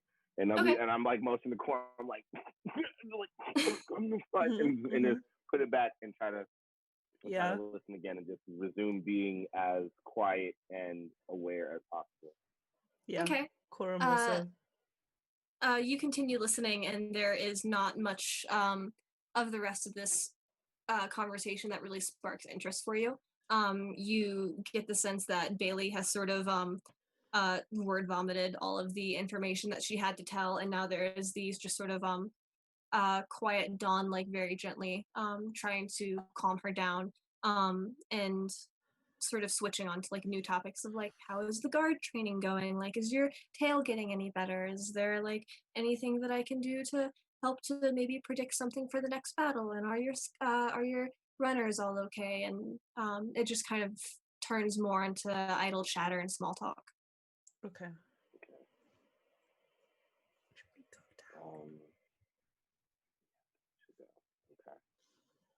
And then we start to we shimmy away. Shimmy, yes. We sidle along the wall out. Okay. And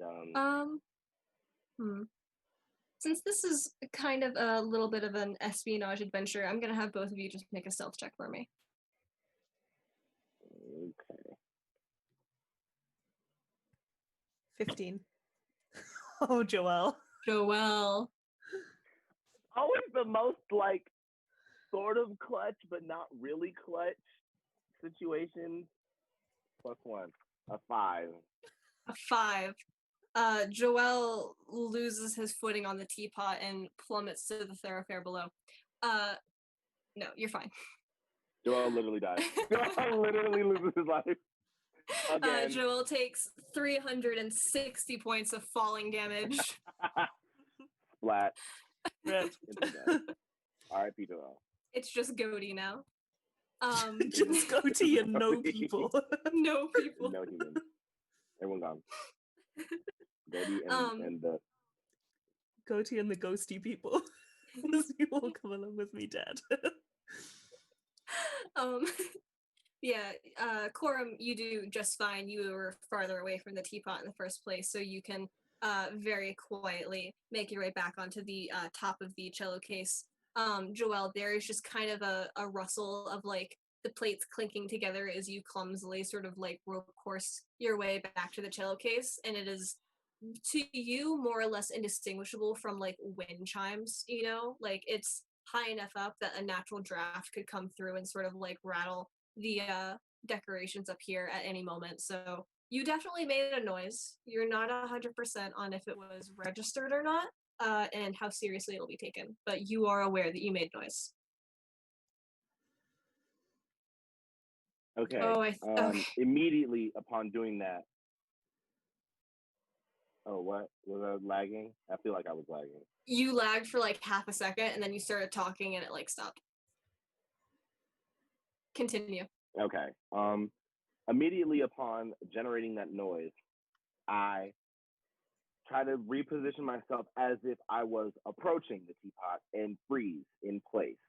I take my something off of my person. What? I take one of my brooches and put it on the ground and like get down next to it as if I was going to pick it up and wait Are for you like doing like the Legally Blonde bend and snap? yes, yes, I did. And I'm He's waiting. not. I'm just sitting there and I'm waiting for something to happen.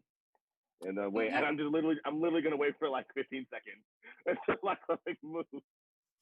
Okay. Yeah, you are at like it's like 12 out of your 15 seconds.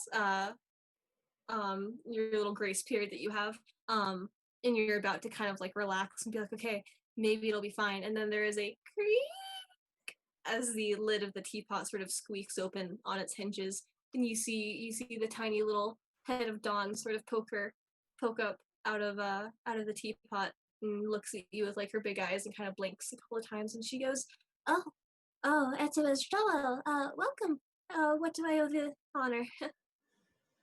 Like, oh, and then he picks up the brooch and pins it back onto himself without explaining anything because this is not legally blonde and we're not going to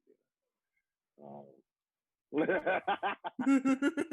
And he's like, Dawn, there was one of your prophecies. There was so much that just happened out in the front of the barn, and it was with the cat and my hammer, and there was a girl, and there's so much going on. Did you see anything that? Can I come in? Um, well, give me just one moment. And she sort of ducks her head back down and doesn't shut the lid so you can hear her ask Bailey. She goes, Joelle is here. Would you mind? And he's like, he's fine. And Dawn, you can come in. And then Joelle turns to Corum and kind of like, it'll only be a minute because he's not trying to be wrong. Corum's like, and jumps in.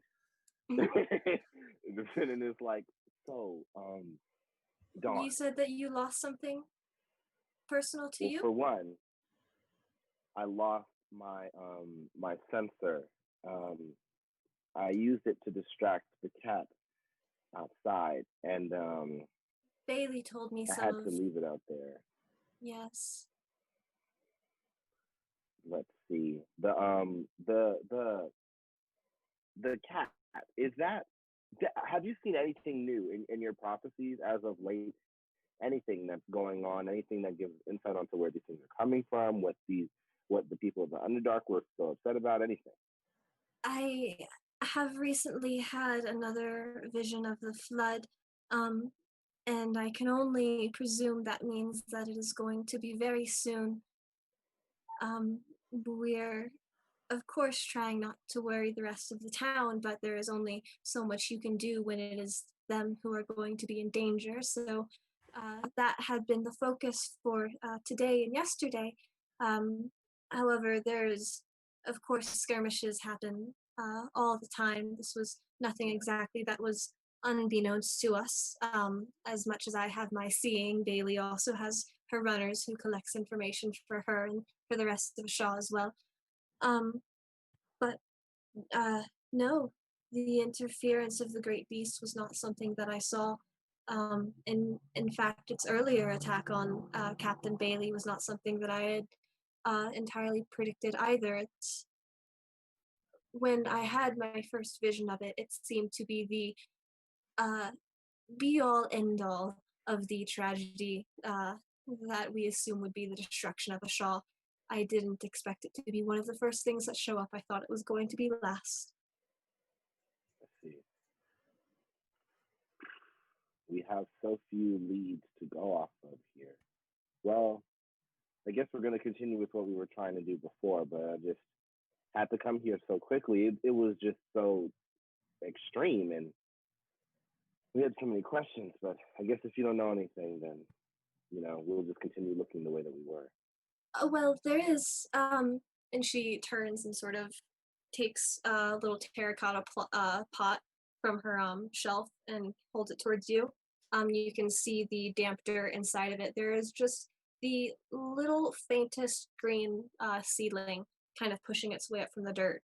And she goes, the the bit of plant that you had found outside in the original area that the beast may or may not have appeared in, I managed to get a small sprout from it, and I have grown this in that time. I didn't want to try to rush it too much through arcane forces, but this is um, growing spectacularly well. Hopefully soon I'll be able to identify what it is. That's good.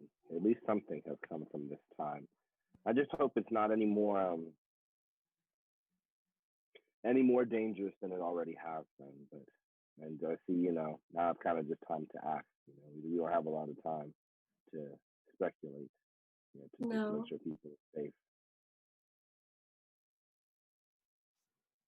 You seem nervous. I imagine that the uh events of this morning may have put you on edge. Would you like some tea? She holds out a little cup to you.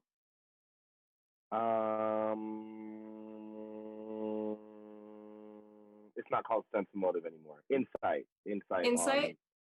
Yeah. Well, what is it? What is sense motive? But now It's insight. You're right. Insight. Okay. Mm-hmm.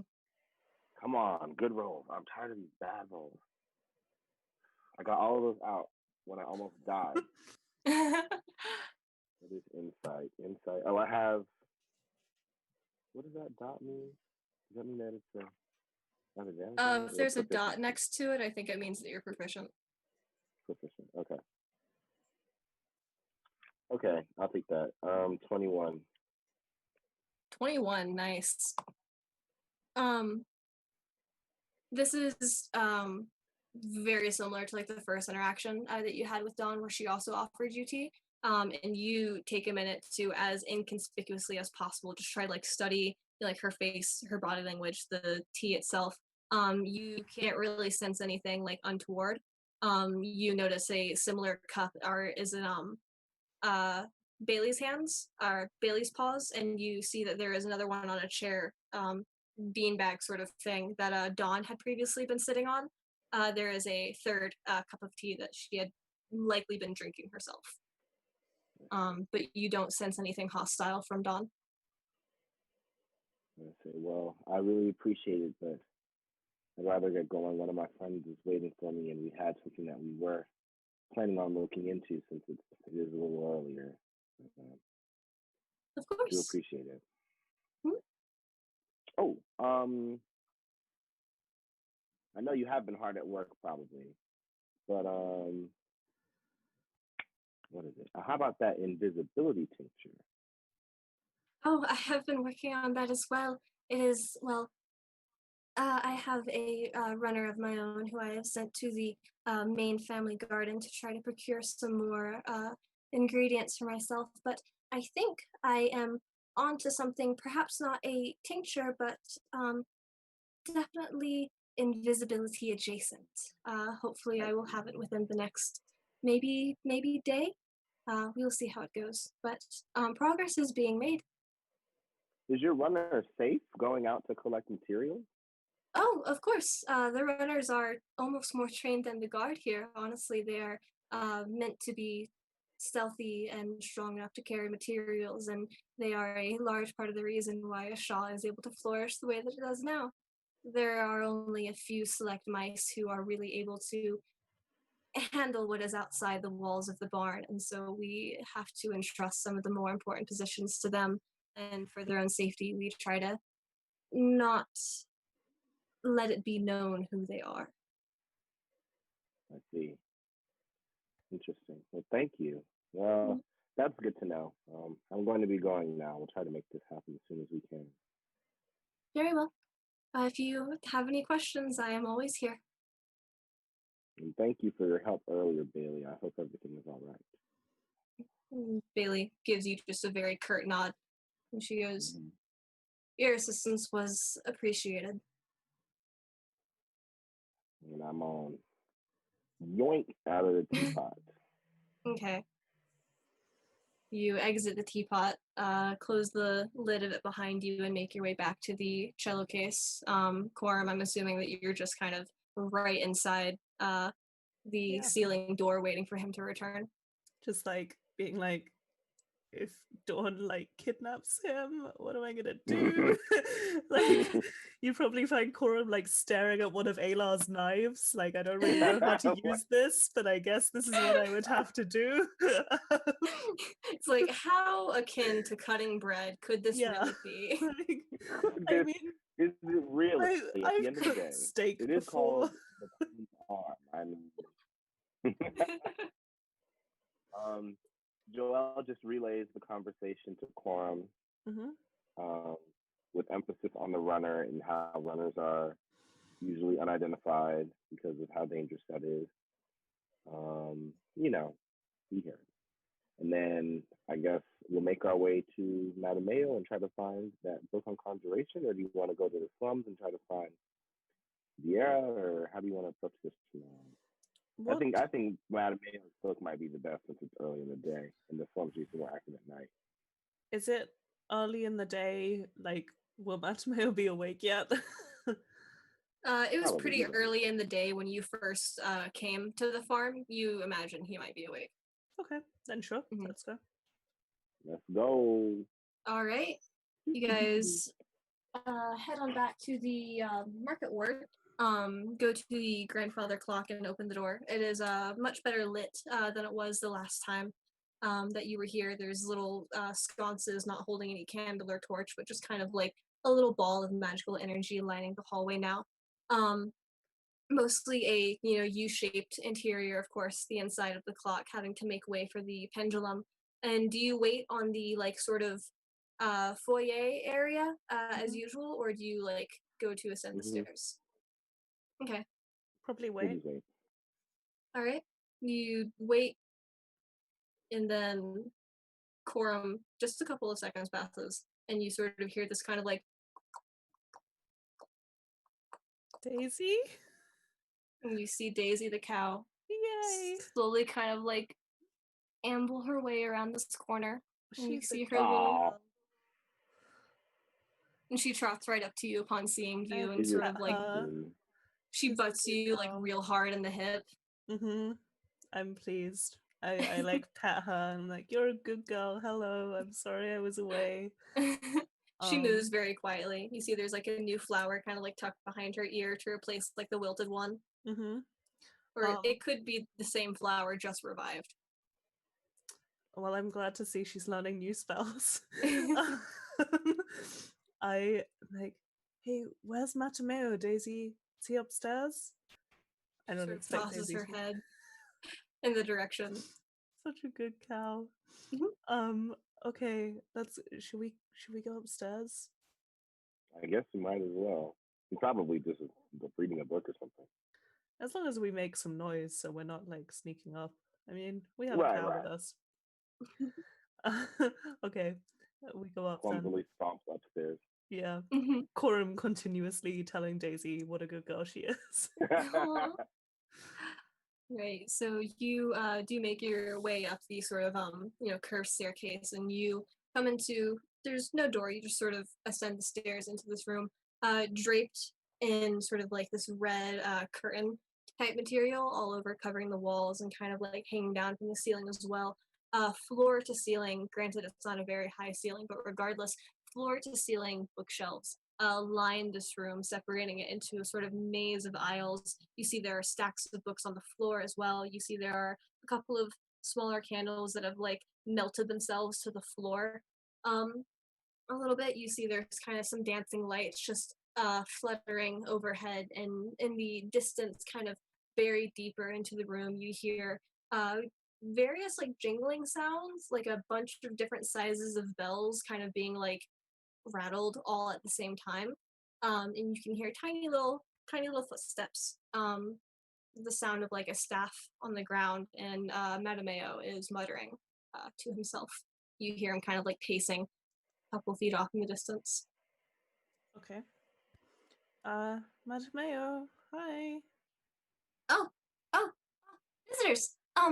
Yes, and he pokes his head around a bookshelf, and then the rest of them as he sort of ambles over. Oh, how can I help? This quite a morning. I wasn't expecting to see you so soon.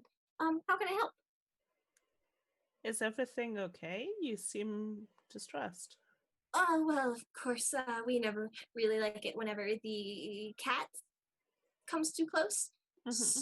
So I was speaking to Prince Selenalwe, and he had the idea of belling the cat so that this never happens again. And he makes a sort of gesture with his paw, and these little jingle bells of various sizes. There's like a little jingle bell like that goes on like a jester's hat. There's a small little like cowbell. Following after, there's like a little just sort of traditional like church bell or like town crier bell. And they're all sort of like floating in a little line, like Sorcerer's Apprentice style. Um, Love that. That seems smart. Uh-huh. yes. And Joel thinks for a second. He's like, "Can you shrink the cat? Has it just resisted you? Does it return to its regular size?" I had tried once before to shrink the cat, and it did indeed resist. Very disappointing. I can imagine as much.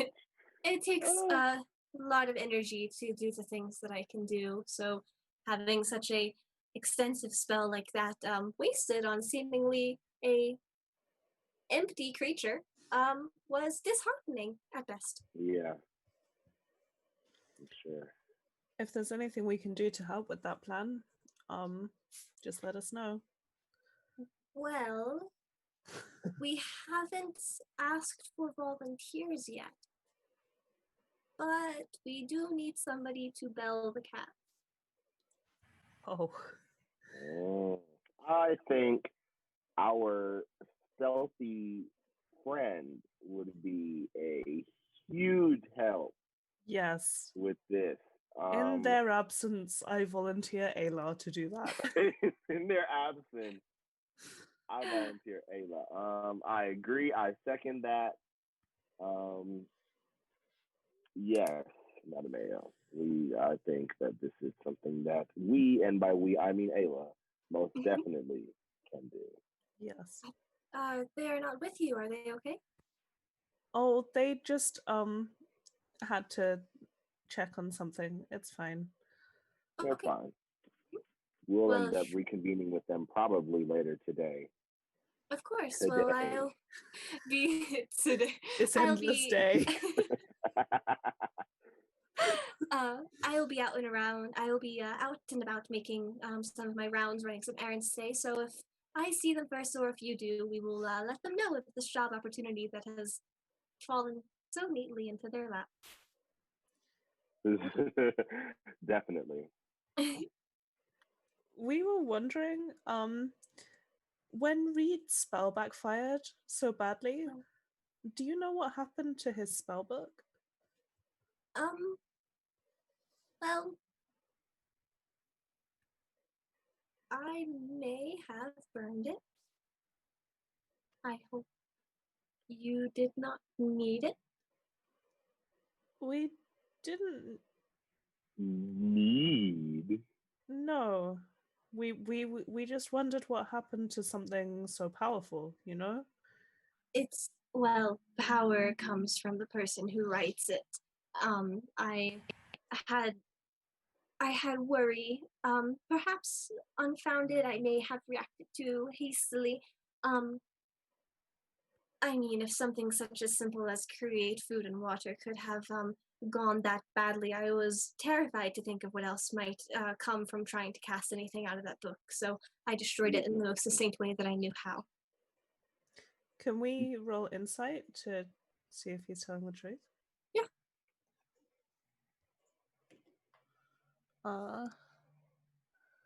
16? 16. 17.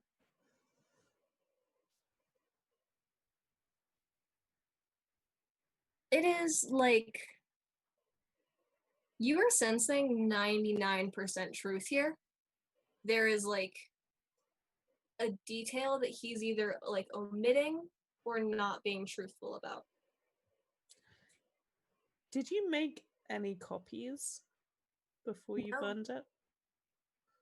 No. Okay. But there was something else about it, right? Well, it was something that Reed had made himself. You know, every mage needs their own personal spell book. Of course, the things transcribed into it were things that I already had. So if you were interested in knowing any of the spells that he made, no. What was the thing that Reed did to it? he made it himself, transcribing from the books that I already had in my library here. Right. Okay. I mean, as any mage would, making their own spell book for the first time. I guess I had more faith in him than was needed. I thought I was a better teacher. I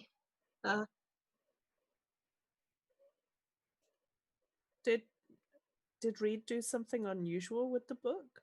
Or no, not at all. Everything was in fact quite normal. right. Mm. Do you It's still have the books that he used to extrapolate the information to write his own stuff? yes, of course. Okay.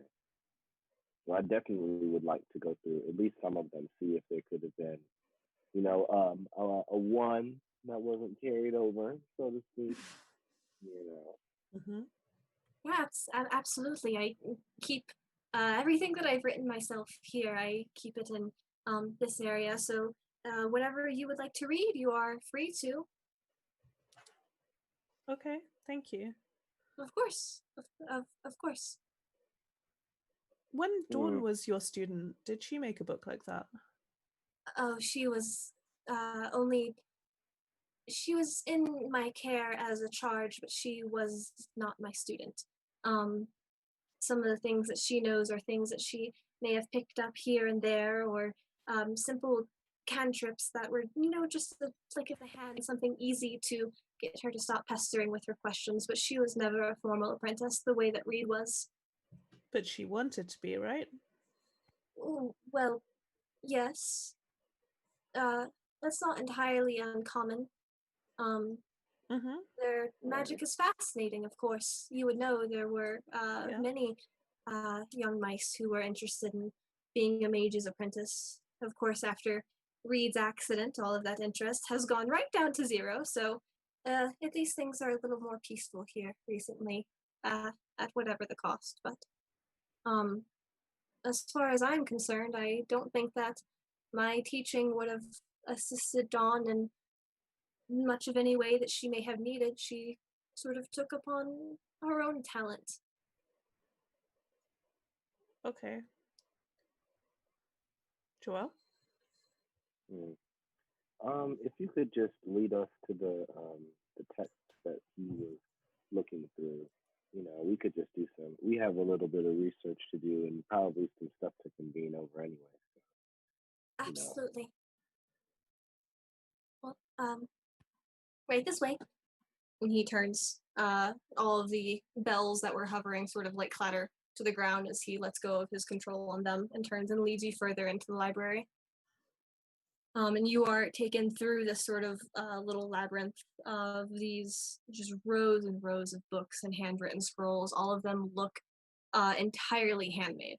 Um, and yeah, if they're not like straight up spell books, they're like copies of perhaps like history books, any sort of nonfiction. It is a fully stocked library in here. And Madameo looks to be the only scribe and the only librarian. Um, but he takes you almost entirely to the back of the room where there is a little sort of curtained off area that he pulls aside to reveal a couple more shelves, and he gestures as he turns back to you and he goes, "These are all of the books that I used for my teaching. I put them back here just for safekeeping. They are organized," and he gestures towards the bottom of the shelf and then up towards the ceiling. They're easiest to learn, and the hardest ones to learn are up high, out of reach of any small children who may try to grab them. But the create food and water should be somewhere, and kind of takes a couple of steps forward, looking around at the bottom couple of rows. Um, there is a shimmer of blue light as he reaches out his paw and midair, snatches a book that sort of floats towards him. And he looks towards it, flips through it a couple of times, turns, and he hands it to Gorum. Thank you. Hmm? Joelle, want to take a look? This isn't really my Might kind of as magic. well. Might as well, definitely. Great food and water is a little bit my specialty. I don't think I actually have that, but that is something that I can learn. Yeah, it's a cleric spell, so you would be aware of it. Yeah, Mhm. I would be aware. Actually, I think clerics know all of their spells and can prepare different ones every day, so you technically do know create food and water regardless of if you have it prepared or not. Okay. Mhm. So I'm gonna just leaf through that and see what's going on, and kind of just sit down and kind of like create the aura that like I'm gonna be here for a while. Mm-hmm. Matameo, while Joelle's reading, Mm-hmm. this morning when we were helping Bailey, she said something about people going missing. Do you know about that? Like people who were taken by the rats, supposedly? Oh, yes. Well, occasionally, Joelle, can you roll Arcana, please, while you're thumbing through that? Madameo goes, well, occasionally there have been disappearances, you could say. Um, well, of course you could say them because there have been disappearances. There's no half and half on that. People are just going missing. Maybe twice a season or so, just enough to be a little worrying. It was very quickly, of course, there would be no other real reason, no other explanation for it than that the inhabitants of the Underdark were taking them from us. We, there's no shortage of crime in any civilization that you would go to, and it happens here and there now, but I mean, murder is not Normal. touched on. No, not normal. And if there ever is, there's usually a body found, and usually the culprit is found very quickly afterwards. But in instances where they go missing, there is no body found, and of course, there is also no culprit. So there is little that we can do, and occasionally I believe that Bailey and her guard, and perhaps some of the runners as well, had attempted to go into the Underdark to try to reclaim them, but they quickly stopped doing that after some of the guards who would go down did not return. Was there any sort of pattern to the people who went missing? Like they all lived in a certain area, or they were doing something before they disappeared? Most of them from the shanty town, but it's less guarded and I guess you could say easier pickings. There's less eyes over in that area. Sorry, my cat is walking right behind my laptop. It's okay. Mine is sleeping for once and not causing a ruckus. Not terrorizing people. Mm-hmm. Right, okay.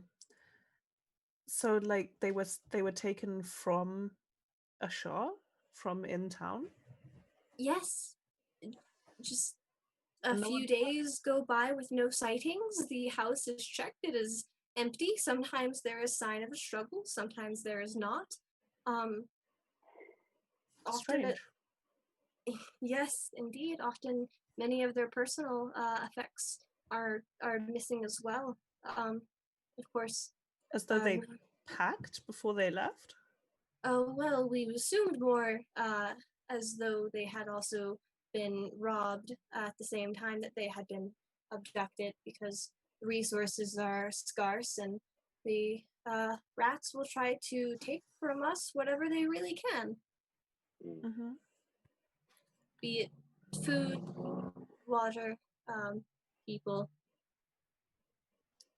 How long has this been happening, the disappearances?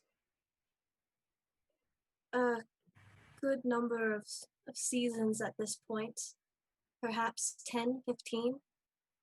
Okay, so that means that this predates Dawn, right? Yes. Okay. Strange. I got a 19, by the way. Nice. You find the create food and water spell. It's all arranged alphabetically, so it doesn't take you very long to find it. But what you do notice as you are flipping through the book is all of these spells are in perfect condition. They are all written exactly how you have learned that they should be. Um, there's always like a little bit of flair between mages. Madame Mayo obviously has like his own cipher, but with your role, it is easy enough to decode. You don't see anything wrong with spell with any of the spells in here. Not food and water either. It's a perfectly normal spell book. Did you? Can I do? No, I don't have good stuff for that. Never mind. Randall? When you burnt the spell book, Matamea, did you happen to look through it beforehand? See anything that Reed had written down? There's kind of like a moment where he looks down and there's like a new light that sort of like clicks on in his eyes and he goes, "Why, no, I hadn't." You sure? Because it looked like you just thought of something. No, it's just my realization that I believe my actions were too hasty by far, and if I had considered the consequences of not keeping something such as that around, maybe there was something else that we could have found. You speak as though you suspect foul play was involved, and it's beginning to be worrying. Sorry. It just seems like something, well, we know something unnatural is happening here, right? With the plague and the monster. And we're starting to wonder if there might be people in Ashar who are helping those events along, Oh, maybe to their I own gain. I don't imagine anything like that could be happening. We're all very happy here, if, in my opinion. Uh-huh. Well, But like you said, nowhere's perfect. Um, things are always gonna come to the surface sometimes. perhaps, but I believe, and I haven't yet told this to Dawn, but I believe that these tragedies that she is predicting are no more unusual than our own existence here. Um, it's been many, many seasons of studying, and I'm sure that out there in the bigger world, there are scholars who are more advanced than I can ever hope to be in the lifespan that I have. But you would know, Coram. I mean, magic. It is fickle. It Mm-hmm.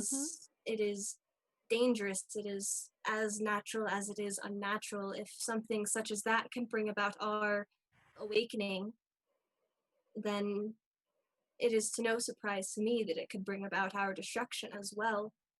I don't see these tragedies as anything that is um, a, say, divine act of punishment. It is just simply how things are. Good will happen just as often as bad does, and this is simply the bad era that we have to live through. And then afterwards it will be good again, and then afterwards it will be bad, and then so on and so forth. You could be right. I mean, floods do happen, illnesses happen, but all of this happening at the same time, it feels like too much of a coincidence. I mean, Perhaps. that's just my opinion, I guess. Well, no, I am glad that you share it. Of course, this is the reason that we have brought in non-mice to help us. Someone who has traveled the outside world hopefully could bring in uh, a new way of looking at things, and so far that is what you have done. Yeah. Um, okay. So you think that Dawn isn't really a seer? What? She's just pessimistic? Oh, no. I mean, of course she's a seer. She has proved her power time and time again. Um, Predicting things that are bound to happen anyways it's still an impressive feat. I would rather have the knowledge that we are going to suffer a flood, a war, a great beast, a all of these things. And knowing in advance is what has given us the opportunity to prepare a little more than uh, we might have been able to had we been caught off guard. For instance, the amassing of the clerics that Ansel had done in preparation for a plague, and the well, uh, the need to create more water from divine means when our water source had been predicted to fall ill. And currently, we have some of the town's folk right now are helping to seal up the walls as inclement weather begins to come inward, and hopefully we can fortify our town enough so that may withstand the rain of flood. Mm. And all of these things are things that we would not have been able to do if we hadn't had Dawn. Yeah, I see that. Um, you know Dawn's prophecy about the flood? Did she Yes. say anything more specific about where it would come from? She said that there was going to be a great storm, and it was going to be followed by a great flood. I see. Okay. Mm. What do you think, Joelle? This notebook is pretty normal. Everything about this is pretty normal. Yeah. There's got to be an angle that we're missing here. It has to be something. Because there's no way that this manifests from nothing. And these Yeah. situations just happen to someone in such a peculiar and specific, unique way. I mean, maybe Dawn is right and it is the Underdark, but Jet didn't seem like he was some grand sorcerer. Like, they seemed like they were scared of magic even more than the mice are. They had no clue how to utilize that. I would be blown away if they had any connection to this. Magic. To the poisoning, that was wide scale. That would take so much effort. The storm calling, And even for us at our regular size, storm calling would be pretty spectacular, at least on this level that they're speaking of, that can fill this entire area. and this idea of disappearing people out of their own homes, like with It's so odd. no one sees them, they're just gone. Maybe we should go to one of the homes of the people who houses display the struggle. Are there any who Disappeared have recently. recently disappeared? Um, not in about a season or so that I can recall. Okay. Okay. We're gonna have to get some information together. Work with what we have, and I guess our best bet is to try and help out Vieira, and then Yeah. I suppose we can reunite with Ayla then, and then see what we can do about this cat. See if I can get my meteor hammer back. See if we can just get anything on. Maybe. Do you think we could go talk to Jet? Confront I him? think we do need to go and hear their side of the story for sure. I kind of actually, I was thinking this earlier, but I forgot to say it. We should go and follow the tracks of the snakes to find the entrance of the Underdark before they go away, so that we don't have to ask anyone from here or get any kind of guidance. We should do that probably now, considering the cat is in the barn, and we kind of just don't want to cross paths with it at all. So we can take the exit through that back hole in the slum area, so we don't have to go through the main barn. Okay. And we can pick up Ayla on the way. They're in the slums. Yeah. Well, we should stop by Vieira's family very first. Yes. Vieira's family, then head out. Then go follow some tracks, yeah. Talk to Jet. Go talk to Jet. Okay. Okay. Off to the Vieira's house. Her family in the slums. How are we gonna find them? Ask around. Last time we made lots of jingly money noises, and yeah, we did. It was eventually funny how they found us. It was. Yeah, they did end up finding us. It is early in the day, so since it happened, they should still be very agitated since it just happened. Maybe we can offer some physical aid, give them some wound curing, some double team cure wounds action out there, especially if she was injured if she's here. All right, let's bounce. Yep. All right, you bid Madame goodbye. You say goodbye to Daisy as well. Head out of the grandfather clock library and make your way towards the little shanty area of town. As usual, the streets are more or less empty. There is the looming sort of shadow of the junkyard around the corner as you make your way down the thoroughfare into this area. And while Ada told you that Vieira's family was in like this district, she didn't give you any directions on exactly where to find the house. But as you guys are walking down, I would like both of you to please make a perception check. I was just about to ask if we could do that because there is 17. Oh wait, hold on. 13. Perception. Nice. 20. The unnatural 20. Okay. So Joelle, you kind of taking the lead, making your way downtown. Walking past the path. Indeed. You sort of get to like the middle of the shanty, and then there is the realization that like there are pretty much no mice around. There are no pointers. There's not like even like a header on a door where it's like, you know, like it's the Robinson family or whatever. You turn towards Coram to try to discuss a game plan, and you see Coram, and then you see a tiny little shape right behind Coram to the side, dressed in all black, and you see like a tiny little paw just sort of reaching Is my towards money Coram's never safe? And it is just frozen mid, and you see like from the shadow of the little hood that's wearing like just a little beady red eye kind of looking at you, and it is frozen. And I kind of just look at him, and I'm like, You see it like still like frozen, like a freeze frame. It kind of like takes.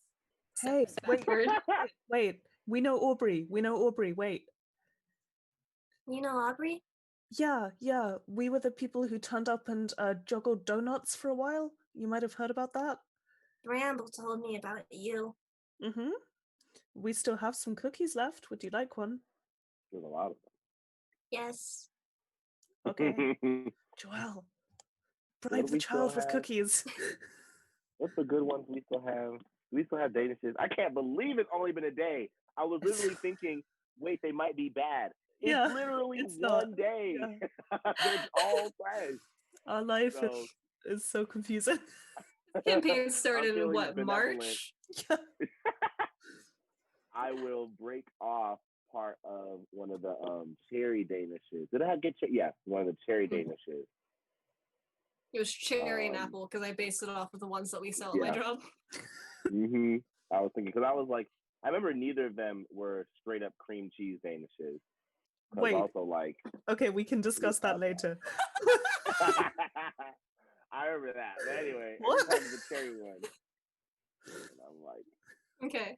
all right. I see little Paul, grabs the bit of the cherry Danish and kind of like munches on it. A bunch of crumbs fall, and then there's kind of like a beat, and then it's like little Paul goes back into the cloak, and like a tiny little like poorly made dagger is pointed at you, and it's like, okay, now give me your money. Oh, I can see that you're a real hard nut to crack, a real badass, huh? Okay, well, I'm feeling pretty scared right now, but how about we try and do a trade, okay? It's a really easy trade. You get to win it. I'll give you my money, and you tell me where Vieira's family lives. Easy, right? You give me words, I give you money, everyone's happy. Okay. Deal. So I was like, no, that was a good thing. That sounds like you're doing something there. My cat has begun the ruckus starting. It has begun. It has begun. There's just a few minutes left. We're going to hold her for the rest of this. Oh, Everyone say hi to Supernova. Hey, Supernova. I have to call her by her full name or else she gets mixed up with Githnova Gaming, who I love and adore. Am I the one who has what are they? Oh my gosh. Hey pennies. I was literally about to call them wood chips and I was like, I know that's not what they're called. Stop thinking that. Hey pennies, Okay. yes. Do you have them, right, Corum? Yeah, I have them. Yeah. Okay. Words first, yeah? Where does Vieira's family live? Money first. Half and half? Half now, then words, then the other half. Okay. Okay. Holds out its little paws. Wait. Joelle moves to like the side of the kid's line of sight. Not like all the way out, but obviously they're probably not aware enough to see exactly what's happening, but like it's got a pretty hefty hood covering its peripheral vision.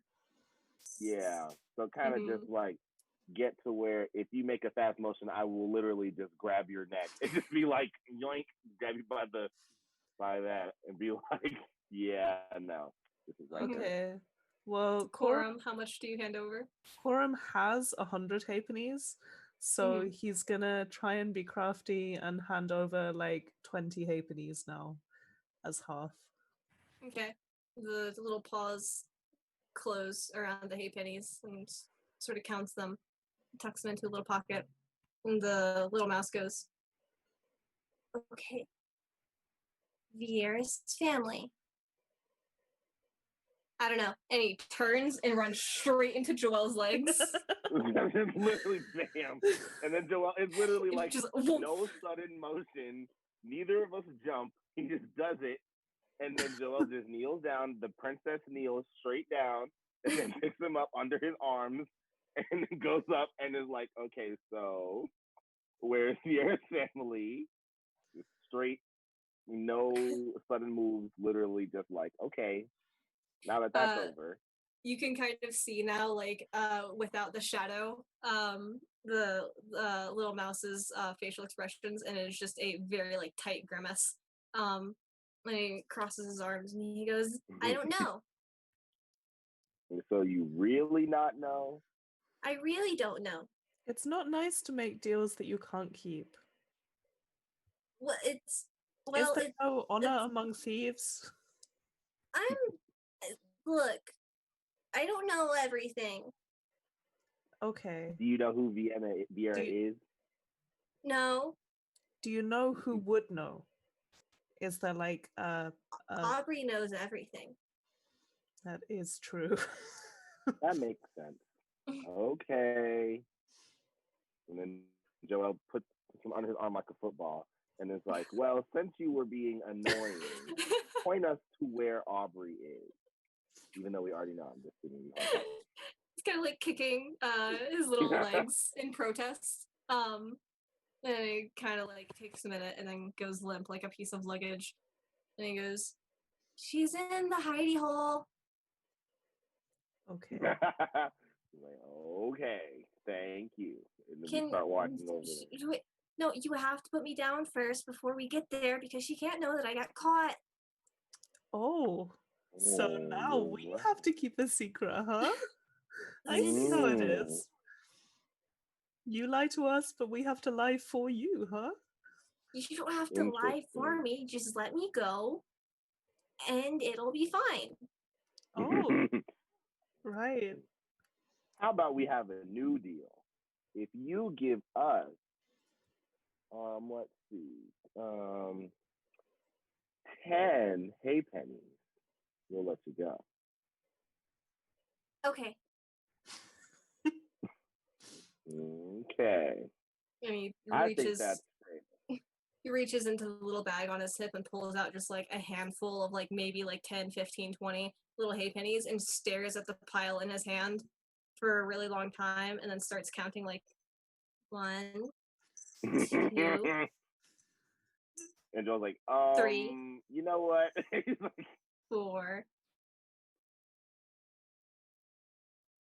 4. No. Okay. We'll sort it out when we get. I think that's enough. We'll sort it out when we get there. And then puts him down. And then he holds the top of his head before he runs away. And he's like, you're not going to run away, though, are you? I thought I was going to run away. I thought that was the plan. I guess we can't we're coming with by ourselves. Yeah. He was silent. He's like, whatever. And he just go over his head. Tell your friends that it's rude to pickpocket, especially us. We're friends. He sticks his tongue out at you, Corum. Okay. Joel snickers at him. You let him go? Yeah. Mm-hmm. Okay. Child be gone. Teleport. As he sprints off, he's just like, I steal from my friends all the time. Wait, you know that little kid in Adventure Time who doesn't like Jake named Tiffany? I've never watched Adventure. Oh my gosh. That's this kid. I literally am drinking from an Adventure Time mug right now. Oh, now I'm the sacrilegious one. That's all right.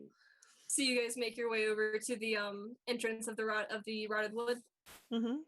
Okay. It is not very hard to find now that you actually know where it is. Push through the little crevice, army crawl your way through the haystack, following the little caps sort of hammered into the dirt to make this little makeshift trail. And you feel the cardboard exterior. There's our girl. You feel the cardboard exterior of the building and you make your way up until you reach the door. And do you just go right in? Do you knock? Do you... knock. Okay. Like knock and then open the door. Like a few seconds notice. So you knock and then push the door open. You see the interior is hardly different from how you left it, just kind of barely lit. And in the middle there of the room, sort of sitting on a little stool, holding a wet sort of like piece of cloth in her hand, you see the... Your cat is rowdy. Wow. God, it's Zoomy time. It is Zoomy time. You see the familiar form of Aubrey. She is holding this little piece of cloth in her hand, using it as a rag, cleaning a unnatural amount of what looks like blood out of her fur. And you see in her posture, she is not wounded. None of it is hers. And she looks up at you, her eyes wide, and she goes, "It's not what it looks like, I swear." And that's where we're going to end it for this session. Nice. Aubrey, it didn't look like anything until you said that. Yeah, like you were fine. You were good. Everyone is having a mental breakdown. No one would have questioned you. You could have been like, it's ketchup, and we'd have been like, okay. Okay. These mice know what ketchup is. Oh man. All right. Well, thank you guys so much for joining me. Thank the both of you as well as the rest of you who are out there watching. And we are gonna real quick wrap up with our outros and stuff. So my name is Joe. I have been your dungeon master for this evening, I guess, depending on where you are. And you can find me on Twitter at the Cat in Charge, as well as TikTok at the Cat in Charge, as well as anywhere else as the Cat in Charge. And this is the cat in question, Nova. She's our little mascot of this campaign here. I'm gonna feed her pretty soon here. Ari, take it away. Please remind us who you are and who you play today. My name is Ari. I play Joelle. Joelle is really cool, as you know. You can catch me on Twitter at CNMNE6 and no underscore. You can catch me on TikTok at The Frog Prince. I'm changing all of my everything to be The Frog Prince now. I'm rebranding my little brand, so whatever. And yeah, I'm pretty cool on there. Try to stand up for social activism stuff, which is especially relevant right now. It's crazy. And just try to be a nice, positive voice out there and talk about fighting games stuff. Oh yeah, Miranda. Hey, I'm Miranda. I've been playing Corum. You can find me on Twitter at mdebenham1, and the same on basically all other platforms. I'd like to take a sec to promote I'm Alive, which is a crisis chat line that I volunteer on. So if you're having a tough time at the moment, which a lot of us are, you can reach out there. It's available 24 hours online. That's all. All right, and then lastly, we also have Rue, who unfortunately could not make it today. You can find him on Twitter at IlianaKnight13. And then, of course, we also want to always thank our producer, Sophia, for helping us run this game. And then we also have Ambrose, My Big Mood, on Twitter, who made this lovely layout that you see here. And then Holly Hemlock on Twitter, who made all the character portraits and the mice portraits that you have seen throughout these past couple of weeks. Without them, we wouldn't look as pretty as we do. And I do believe that's everything.